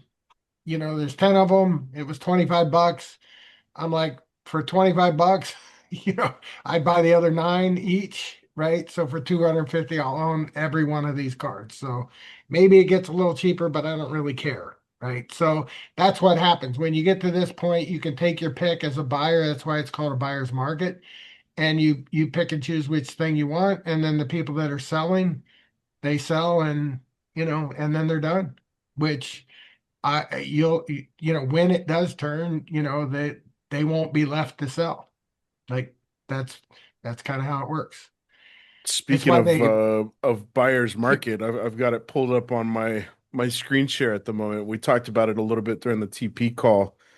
Holy shout out shit to Jeff Opens The Cards. slaveholder. Oh Yeah, my Jeff goodness. Opens This card, guy, he slave went man. absolutely ham. Anybody who's curious, go to Peak Monsters Explorer, key in Jeff Opens Cards, and look 3 to 4 days ago.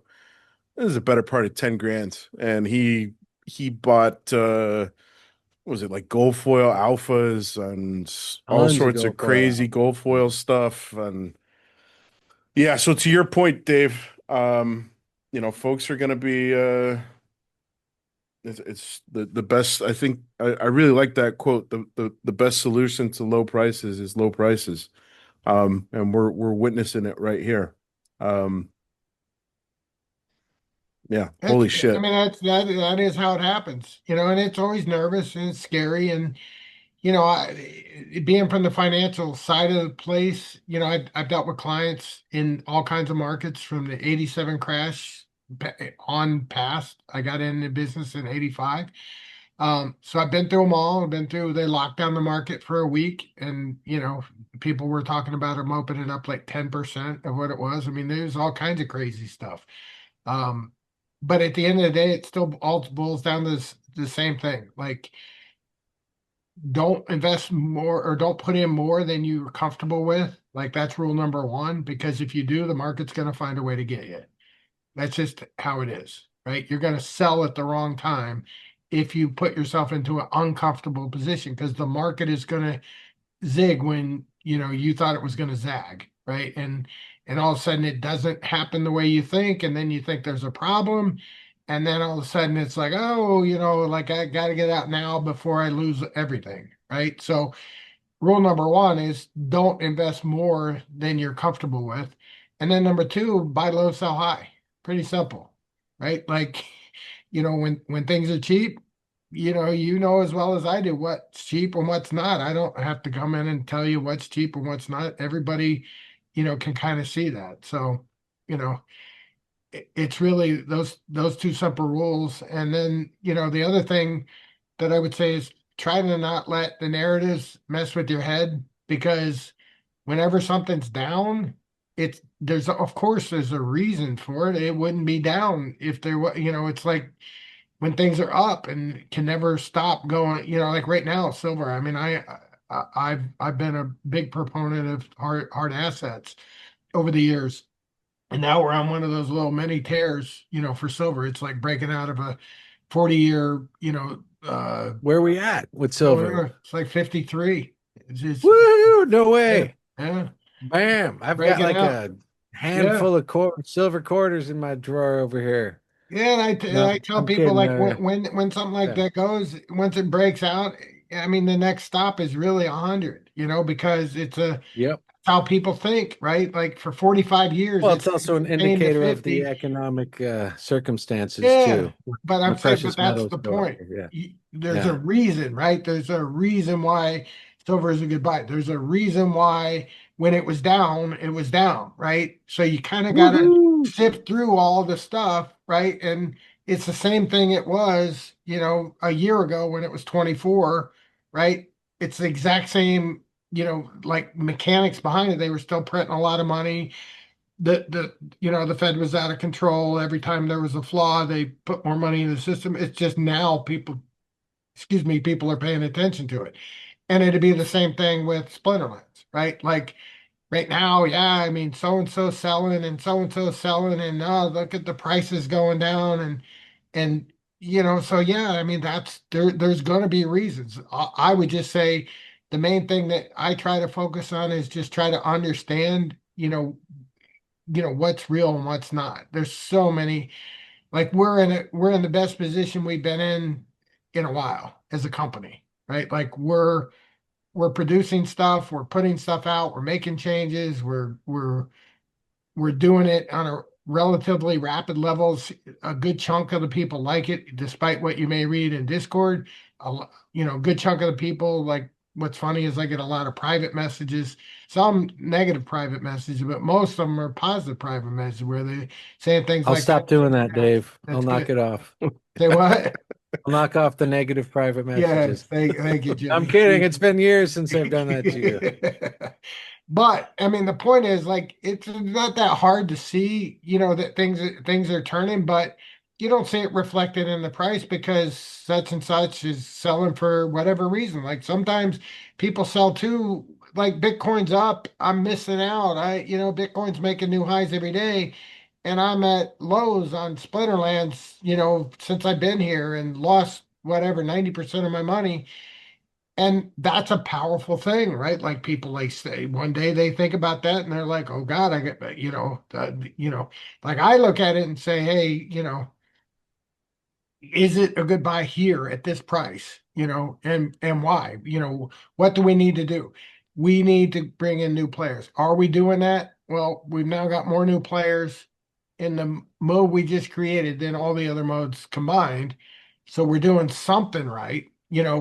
Now, granted, some of those did migrate over, right? So the reverse of that should happen if they're right, is, a lot of Frontier players are going to start playing Modern here with this new mechanic. And if that's the case, then great, right? Like we will still have grown, the total, Modern and Wild formats. So we'll see. Yeah, So I'm thinking about the new reward set and obviously all the new mechanics that are going into that.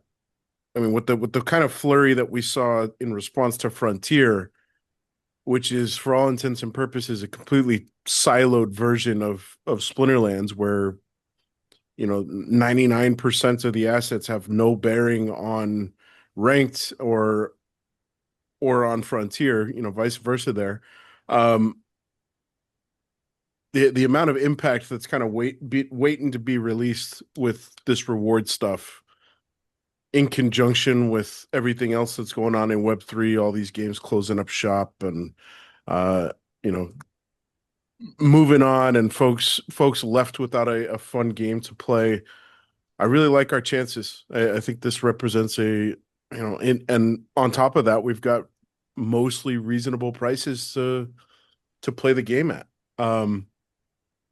So I'm with you, Dave. I think for the most part, I'm pretty bullish on Splinterlands. I think we've, you're serving things with a bit of a slice of humble pie in terms of the amount of work that the team has churned out. Every single week the update report is multiple scrolls on Discord. It's a lengthy list of stuff that is getting injected into the game on a weekly basis, and it's not just minor tweaks. It's big stuff, whether it's backgrounds or updated to updates to the raffle system or new cards or skin. You know what I mean? Like it's not just run of the mill, we patched a bug type stuff. It's big, meaningful stuff, and we're gearing up for a really big finish to 2025. I appreciate what you guys are doing on a weekly basis, daily basis, and it shows. I'm hopeful and cautiously very optimistic that we're going to see some major fruit be born out of these efforts that you guys have really cranked out over the course of 2025 thus far. we still got a lot to go. I mean, we still have the land card going. We still got avatars coming. We still have a guild upgrade coming. We have a couple modes that we're working on, one of which is going to be intended, to I've called it Gauntlet before. It's going to be like a PvE type situation, and then we have other things that, for instance, I guess I'll give you a little bit of alpha. Air horn. Oh, I wish I had the air horn. Yeah, I thought you bought one, Jimmy. Oh, that's right. I was gonna buy one to use on the air. Just blast out your ears right now. Well, Air horn. people, they come in and they make assumptions and they say, like, this is going to go down because, for instance, let's take Rebellion.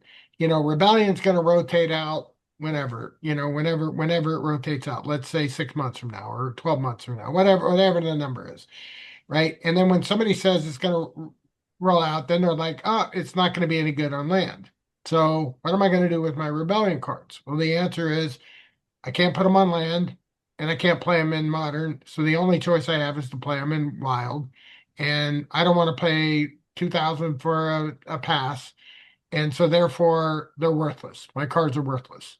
So despite, like putting, like explaining like what other things they could do with them, the point is, like, they just make an assumption that there's like no other way that we could ever play those cards. Like your choices are land, Modern or Wild. That's it, right? There's no other choices available. And hopefully people are going to start to see, with all the other stuff that we're doing, like there's a lot of stuff we've never done before and we will continue because at the end of the day, just like, the Frontier mode came about because we needed a free to play experience for new people to come in and have an easy way to onboard them.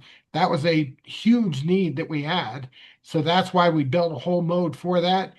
We also have a huge need so that people don't say, hey, Rebellion's rolling out and there's nowhere for it to go, so I'm going to sell it. So a smart person would say, I bet they're thinking on that. I bet that they've got ideas that they're starting to think about, right? Just because we don't come out and give you a solution today doesn't mean that we're not actually thinking about it and coming up with plans. And we understand when Rebellion runs out, what is going to happen? That's a legitimate question to ask.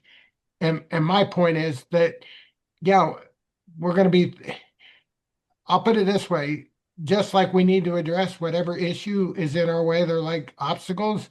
Just whenever you're running any business, you have obstacles that come in your way, you have to get rid of the obstacles. You can't just like let the obstacles sit there and say, oh, well, I guess I'm just going to fail. Like, no, if you have an obstacle in your way, you have to get the obstacle out of your way. So that's the same thing. So people can sell them if they want, right? They can make an assumption that we're never going to get there and never going to handle any problem that they see, or they can start to pay attention and see like, hey, they did fix this problem. They did fix that problem. Jimmy's got a card in there that he can sell for $100 now. Things like that.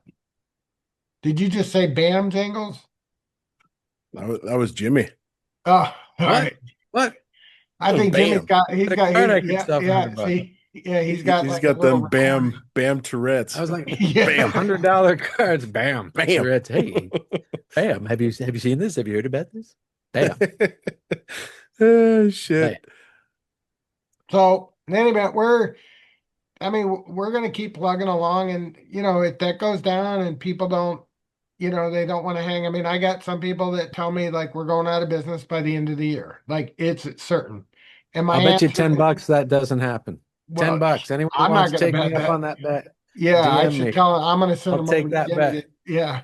Well, when they tell me, like, I'm like, okay, well, then you should sell. And they'll be like, what? And I'm like, well, I mean, if we're going to go out of business by the end of the year, you should get out now. What? Right. And I said, I don't believe that that's going to be the case. But if you believe that, then you really should sell. Like, honestly, that's, like you better to get something. That's logic.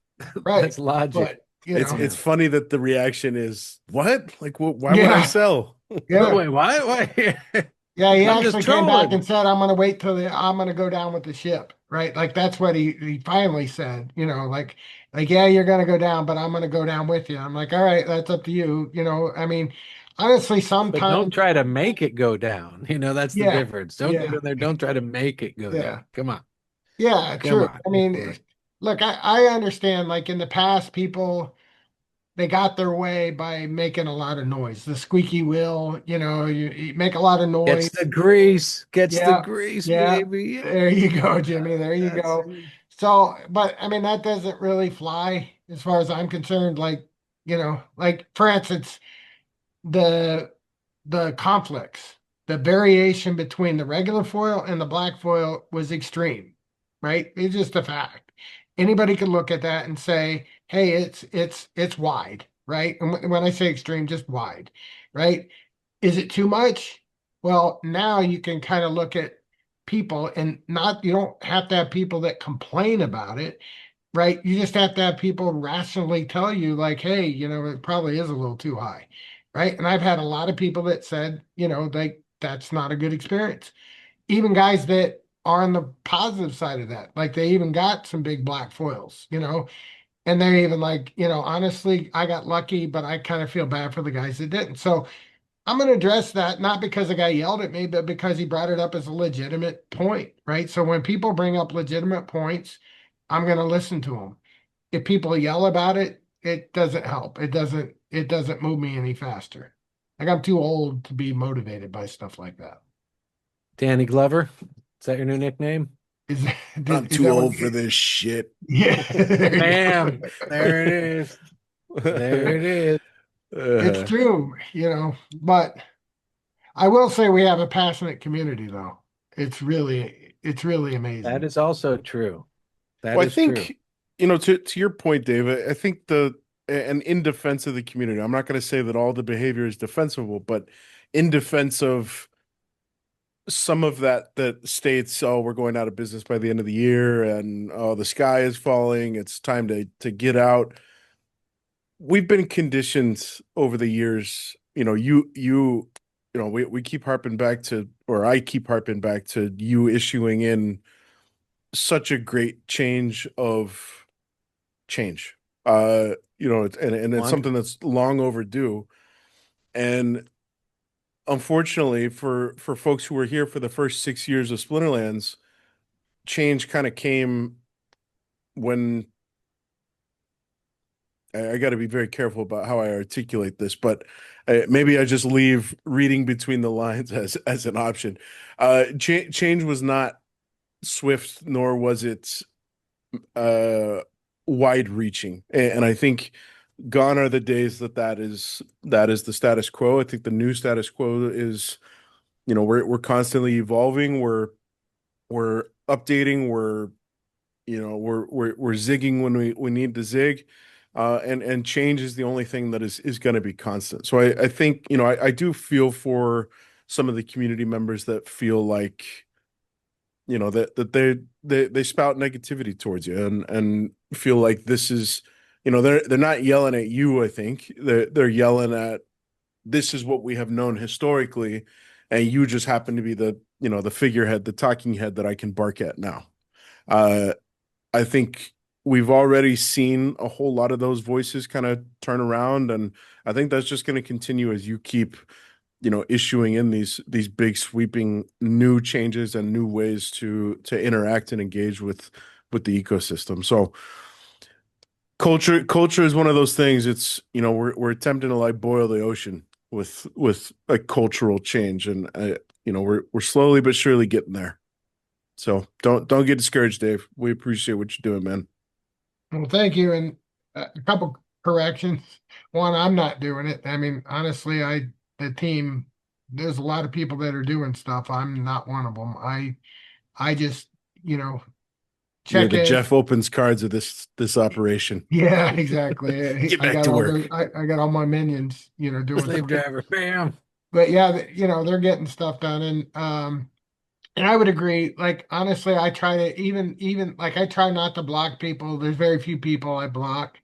And the reason is because I do feel for them, right? Like, they just don't know. They're saying that because they think it, right? Like, I believe they actually think it and believe it, but even when they're wrong, it's kind of, I don't know, I feel for them, right? It's like the people that were saying we're gonna screw up, rank play. Rank plays nobody's gonna want to play rank play, and everybody's just gonna play Frontier. And I was like, I mean, honestly, you think I don't see the good things in Frontier and want to apply them over than ranked? I mean, you know what I mean? Like, it's almost like mind-boggling that they could think that, but they actually do. So I, to a degree, respect that they feel that way, if that makes sense. So, I don't let it, I mean, I don't, it does bother me from time to time only because it's frustrating.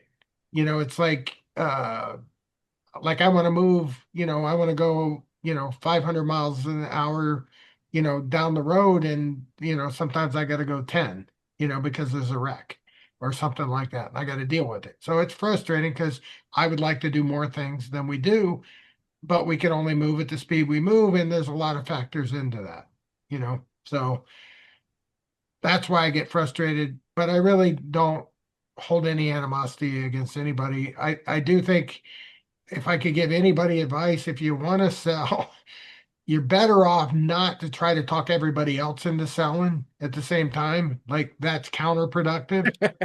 If you want to sell, like, be quiet and, sell, right? And then let other people, like, don't give them a heads up. J69 actually did that. Jimmy, you were around. Yeah, you were around that. I don't know if you remember, but he went out and literally told everybody, "Hey, I'm going to be selling everything." And he's like bigger than Buctus, at the time, right? Bigger than Buctus is in our game now. And literally went around and told everybody, "I'm going to be selling starting Friday," right? So if any of you guys want to sell first, you sell, right? And I still to this day, I mean, somebody who's in the market is like, why would you do that? Like, honestly, you're just going to get lower prices yourself, right? Because, you know, everybody's like, hey, he's selling, I should sell now. And he panicked a lot of people out. So the people Well, that that come was to the the point. Discord, That was the point. He was trying to, bring the game down. It wasn't like I'm trying to get my money back. He was like, I'm trying to burn it all down. right. I agree. I agree. Yeah. And I don't think that's the case with most people. I just think that they just don't think about that. Like, why do you want to talk other people into selling? At least wait until you get out before, before you like try to convince everybody else, why it's going to fail. And, one other thing that Tails gave me some information on Parallel, which I don't know if you guys know much about Parallel, but Parallel's, perceived to be like a better than us, like in better shape. And, like, not that they don't have some problems. I mean, their tokens gotten smashed recently and stuff like that. But, they're on ETH and, they've got a lot more players perceived, that they have and, things like that, right? They just did a sale of something, and Tails sent me the information. They did a sale of what would be equivalent to our mini set, right? So here's a company, they're doing something similar to us. They have a main set, they have a mini set, they sold their mini set. It sold out. Like it literally sold out really fast. And you would say, oh, wow, that's great. The only issue is their total sales, like our mini set's $2.5 million. Their revenues was a total of 198,000. Yeah, no So comparison. 10x. right. So, in people's minds, they're like, oh, look how successful this company is. Now we'd be out of business if we sold as little as they did. Right. So the point is, that, sometimes the perception is not exactly the reality, meaning we're doing a lot better than people think we are relative to the competition, is what I'm trying to say. And if you do believe in the Web3 gaming space, who's better than us right now? Honestly, I mean, I'm not saying that some people aren't better than us in certain areas, and certainly, like in Parallel's case, I think some of the things they do with their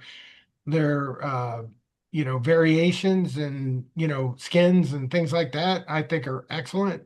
And if you notice, we're doing similar things, so obviously, I think that what they've done is pretty well. But we do things that are better than they do, right? And we have, like, for instance, our rental system is not perfect, but it's still pretty damn good compared to a lot of games out there. So, but having said that, I've also noticed how they do things. So, and again, it's not just about Parallel and Splinterlands. Honestly, we all, in my opinion, like I want Parallel to do well because that lifts the whole sector. I'm just pointing out that Splinterlands isn't some, fly by night, little chance of success type thing. I would argue most of our competitors have gotten destroyed, and the ones that are making splashes are only making splashes because they got VC money, and they're going to go through the same things that we've had happen, right? Like it's not easy to make a Web3 game succeed. And as evidence of that, we're still in the mix. We're still one of those people that could easily take off and be $1 billion entity in no time. We just need to execute, right? So, we didn't execute well in some cases for a long time, but we are starting to execute in some ways right now. And we have introduced the execute ability into the gameplay. So there you Bam. go. That's where it Bam. came from, actually, Jimmy. So Yeah. he said, we got to execute the whole team. We have to execute. So to remind us every day, we're going to make a card and we're going to put execute on there to remind us that we have to execute. And then you said bam. And they bam. did that. Yes. And bam. That's awesome. Speaking of rule sets and such and abilities, I saw the new Bloodlust ability. Is that strictly seasonal? Is that only going to be for the Halloween season? That's it. Or is that going Yep. to be introduced? Oh, so that's it. 2 weeks of Bloodlust and bam. That's Yep. then done. Yep. All And it's right. like a make rib sandwich. You might see it back for next Halloween. The McRib. Yep. All right. Well, Dave, I know you got you got an early morning tomorrow, so let's get you out of here. We got any parting words, questions, Jimmy, that you want to get out there before we bid the audience adieu? I don't think so. I mean, that was pretty nice little coverage there of a lot of the new stuff. Man, we took 6 weeks off, but we still managed to get our BAMs and mustaches, and I don't think we touched on googly eyes today, but we ticked all the other Well, boxes. now you did. You just did. Yeah, There you you go. just got I just did. googly eyes in there. Yeah. And we do Yeah. have the googly eyes card in Frontier, that legendary double strike neutral archer. He's I got love that googly card. eyes and a mustache. And a mustache. Yep. Oh, yeah. He made He that does card have just for googly you, Jim. eyes and a mustache. Yeah. Yeah. Yeah, just wait. We actually, word has it, I showed you guys not that long ago. I think we previewed some of the races, that we have, or what the profiles will look like, and we just did a human so far. But we're hoping by the town hall, which is 2 days from now, that we will have four total, so three more added to that. So we may have some. Ooh, can you tell us what they are?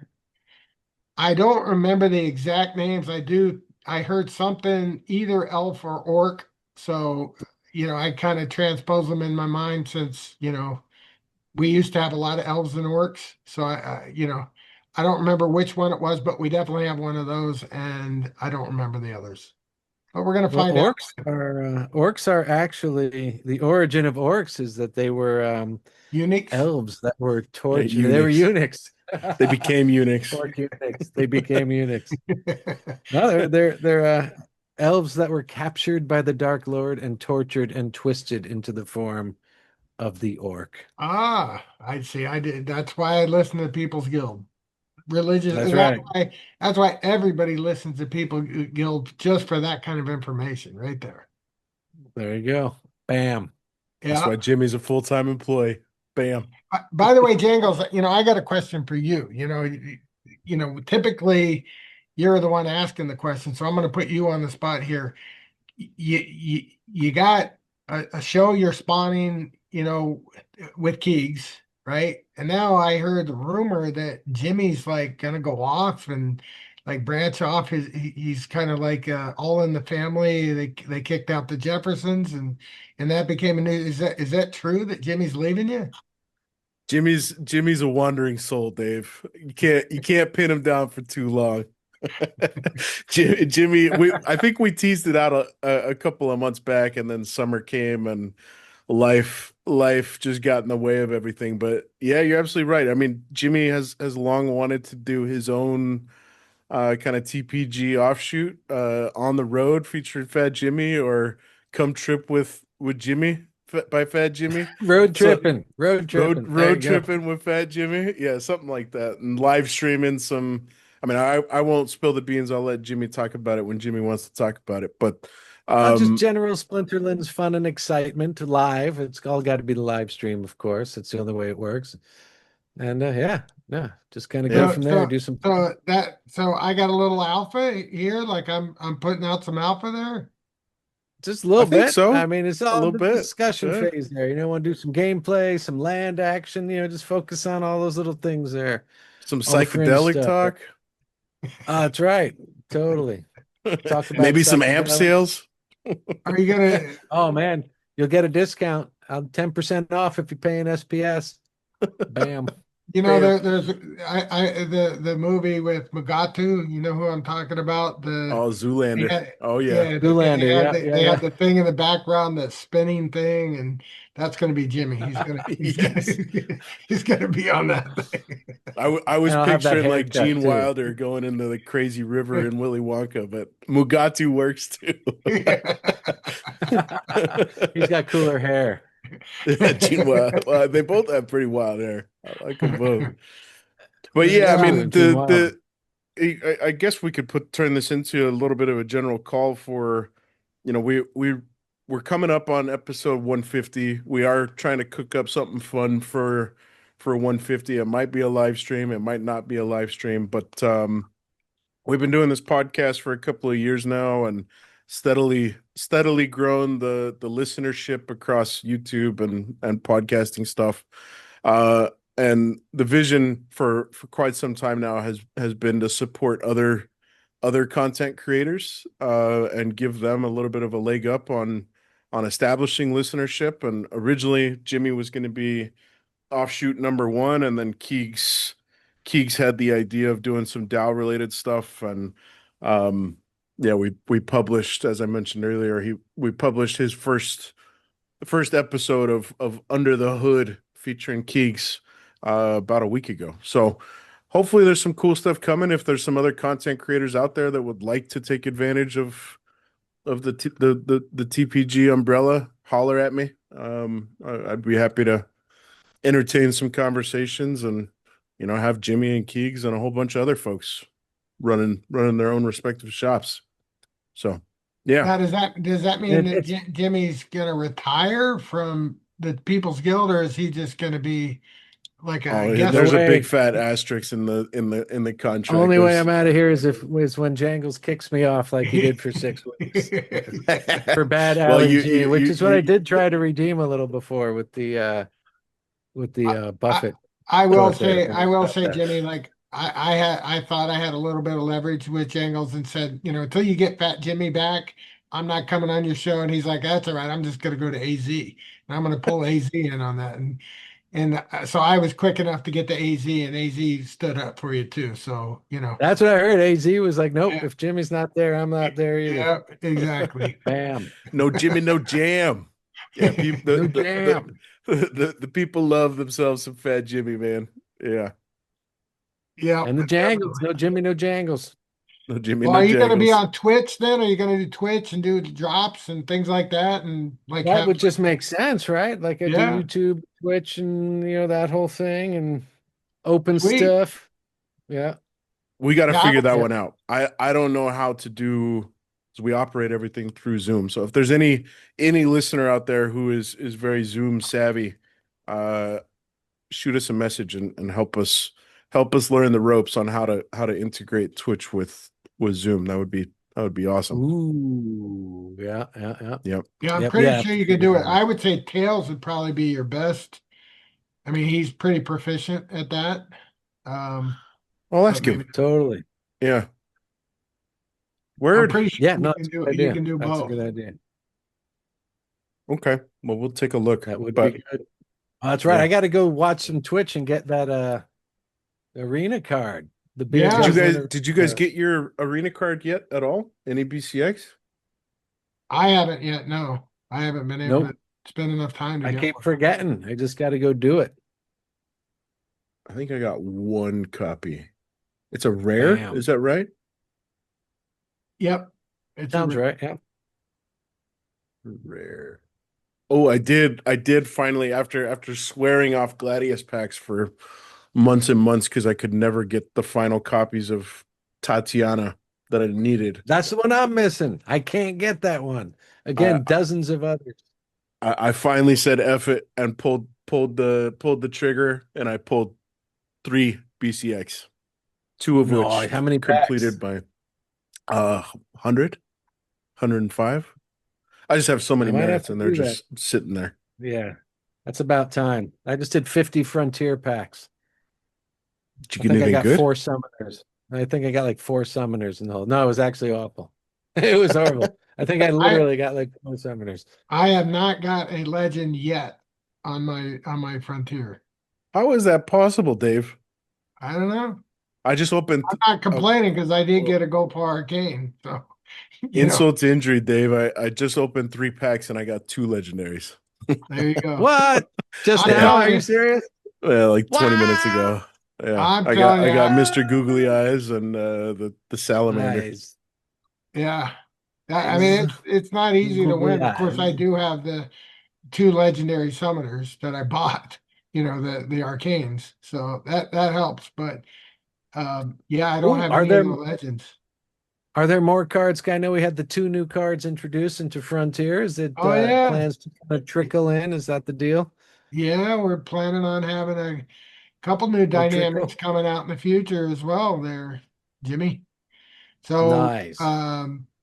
we're not gonna, steal the thunder from reward, but after the rewards, have kind of settled in and people are, coming down from that high, then we have a couple other things planned for not only rank, but also for frontier mode. And we're also got another thing that's going to apply to human only leagues. So the human only leagues are going to get something. It's been a while since the Skinwalker made an appearance. It just That's dawned on right, me as I and- was rolling down In my 6 Splendor. weeks. It's been about 6 weeks. Well, that's awesome. We're getting some new stuff. New stuff Yeah. and the human only experience too. That's fantastic. Yeah, the human only I'm looking forward to because I mean obviously the You guys familiar with the band Human League from the 80s? We have to somehow figure out how to incorporate that into the Human system League? there. I Yeah, just there's a- realized that whenever Jimmy like pauses and has some kind of like, yeah, like one of those, it's actually That's exciting. exactly what Like you happened. actually have no idea what's coming out of his mouth. Like no idea. It could be anything, right? So it's like when I saw that, I'm like, what's happening? Oh, here we go. What's Jimmy Chocolate coming out Here we with that? go. Buckle up. Chocolate babies. Put your helmets on. Oh, Jimmy before I just didn't rolled the even mention dice. we were talking about Freedom of Choice, which was the Devo album, I believe. Something else to incorporate. Yo, this guy looks just like we were talking about Mugatu earlier. This guy looks like Mugatu with a shaved head. Whoa, that's them. They had like a hit in the 80s, I believe. Don't You Want Me, Yeah, Baby? I believe that was Human League. Don't you want me, baby? That Yeah, one? see, you do them. Yeah, that's it. Yeah, I I remember never that. could have told you that was who sung that song, but I do know that song. Awesome. Don't Well, quote me, Dave, but I think that's I think we covered a lot of ground. Is there anything else you wanna chat through real quickly before we put a beer? No, I mean just, honestly, have fun, enjoy the game. If you're competitive, be competitive. If you're a collector, collect. If you're here for the ROI or for the utility aspect, focus on that, and you know, and try to realize that we're doing pretty well compared. Like somebody out there said something, and I forget exactly how it turned, but I said something like. I think he said something like, "Yeah, you guys don't have any success because your token's at like 0.007." And I was like, "Well, I guess it depends on how you measure it. But if you measure by price, then yeah, maybe. But there is a lot of people going out of business right now, so there's that, right? So that just understand that there's a lot of people working hard every single day, doing what we can to try to make things try to continue to improve. And if you don't believe and you want to sell, that's okay. And if you think that Splinterlands has an opportunity to you know be dominant in the space one day, then you're probably going to wish you would have taken advantage of the prices being this at these levels. And if they go lower, even better. Like Jimmy said earlier, he likes to buy things cheap, and I agree. Bam. Awesome. Damn. Dave, last comment question from me. And I can cut this if this isn't public knowledge yet, but jackpot cards, have you announced that there are jackpot cards coming? Yeah, I think so. All right, I'll cut it. I Let's- get no, Now. Well, you did now. yeah, yeah. Yeah, I can say it. Yeah, the jackpot cards in right now we have a jackpot chest, and at one time there was titles in them, and then they transitioned to whatever we had available, and I believe it's the Rift Watcher packs now. So Yeah. there's like a couple hundred Rift Ooh. Watcher packs in there. When those run out, we plan on, in fact, we put the amount that we think it will get us to the point where we introduce a jackpot card. and we're planning on putting out multiple, like 4 different ones, um, and and having those be winnable cards from hitting a jackpot. So they will be anywhere from a common regular foil all the way up to a black foil legendary 1-on-1 arcane. New So cards. These are new cards. Yeah, they'll be brand new cards. Yeah. Exclusive Bam. to jackpot pools. So there's Yes. no other, you can't get them in packs, you can't get them in reward Correct. set. Yeah. Yep. Yep. Ooh. Okay, yeah, actually now that we're talking about it, you definitely did talk to some degree about these during the down hall, whatever it was last week, 2 weeks ago. That jogs my memory. Yeah, Cool. I think I talked about it, and then there will be something similar for Frontier as well. They will get their own special card, like the ones that they have are not known the quantity because we're just making them for 2 years. So whatever's made is made. However, in the case of jackpot cards, they're pre-made with pre-planned rates, similar to what we're doing for the reward card gold foils. And when they're out, kind of thing. So in the case of jackpot cards, we'll know,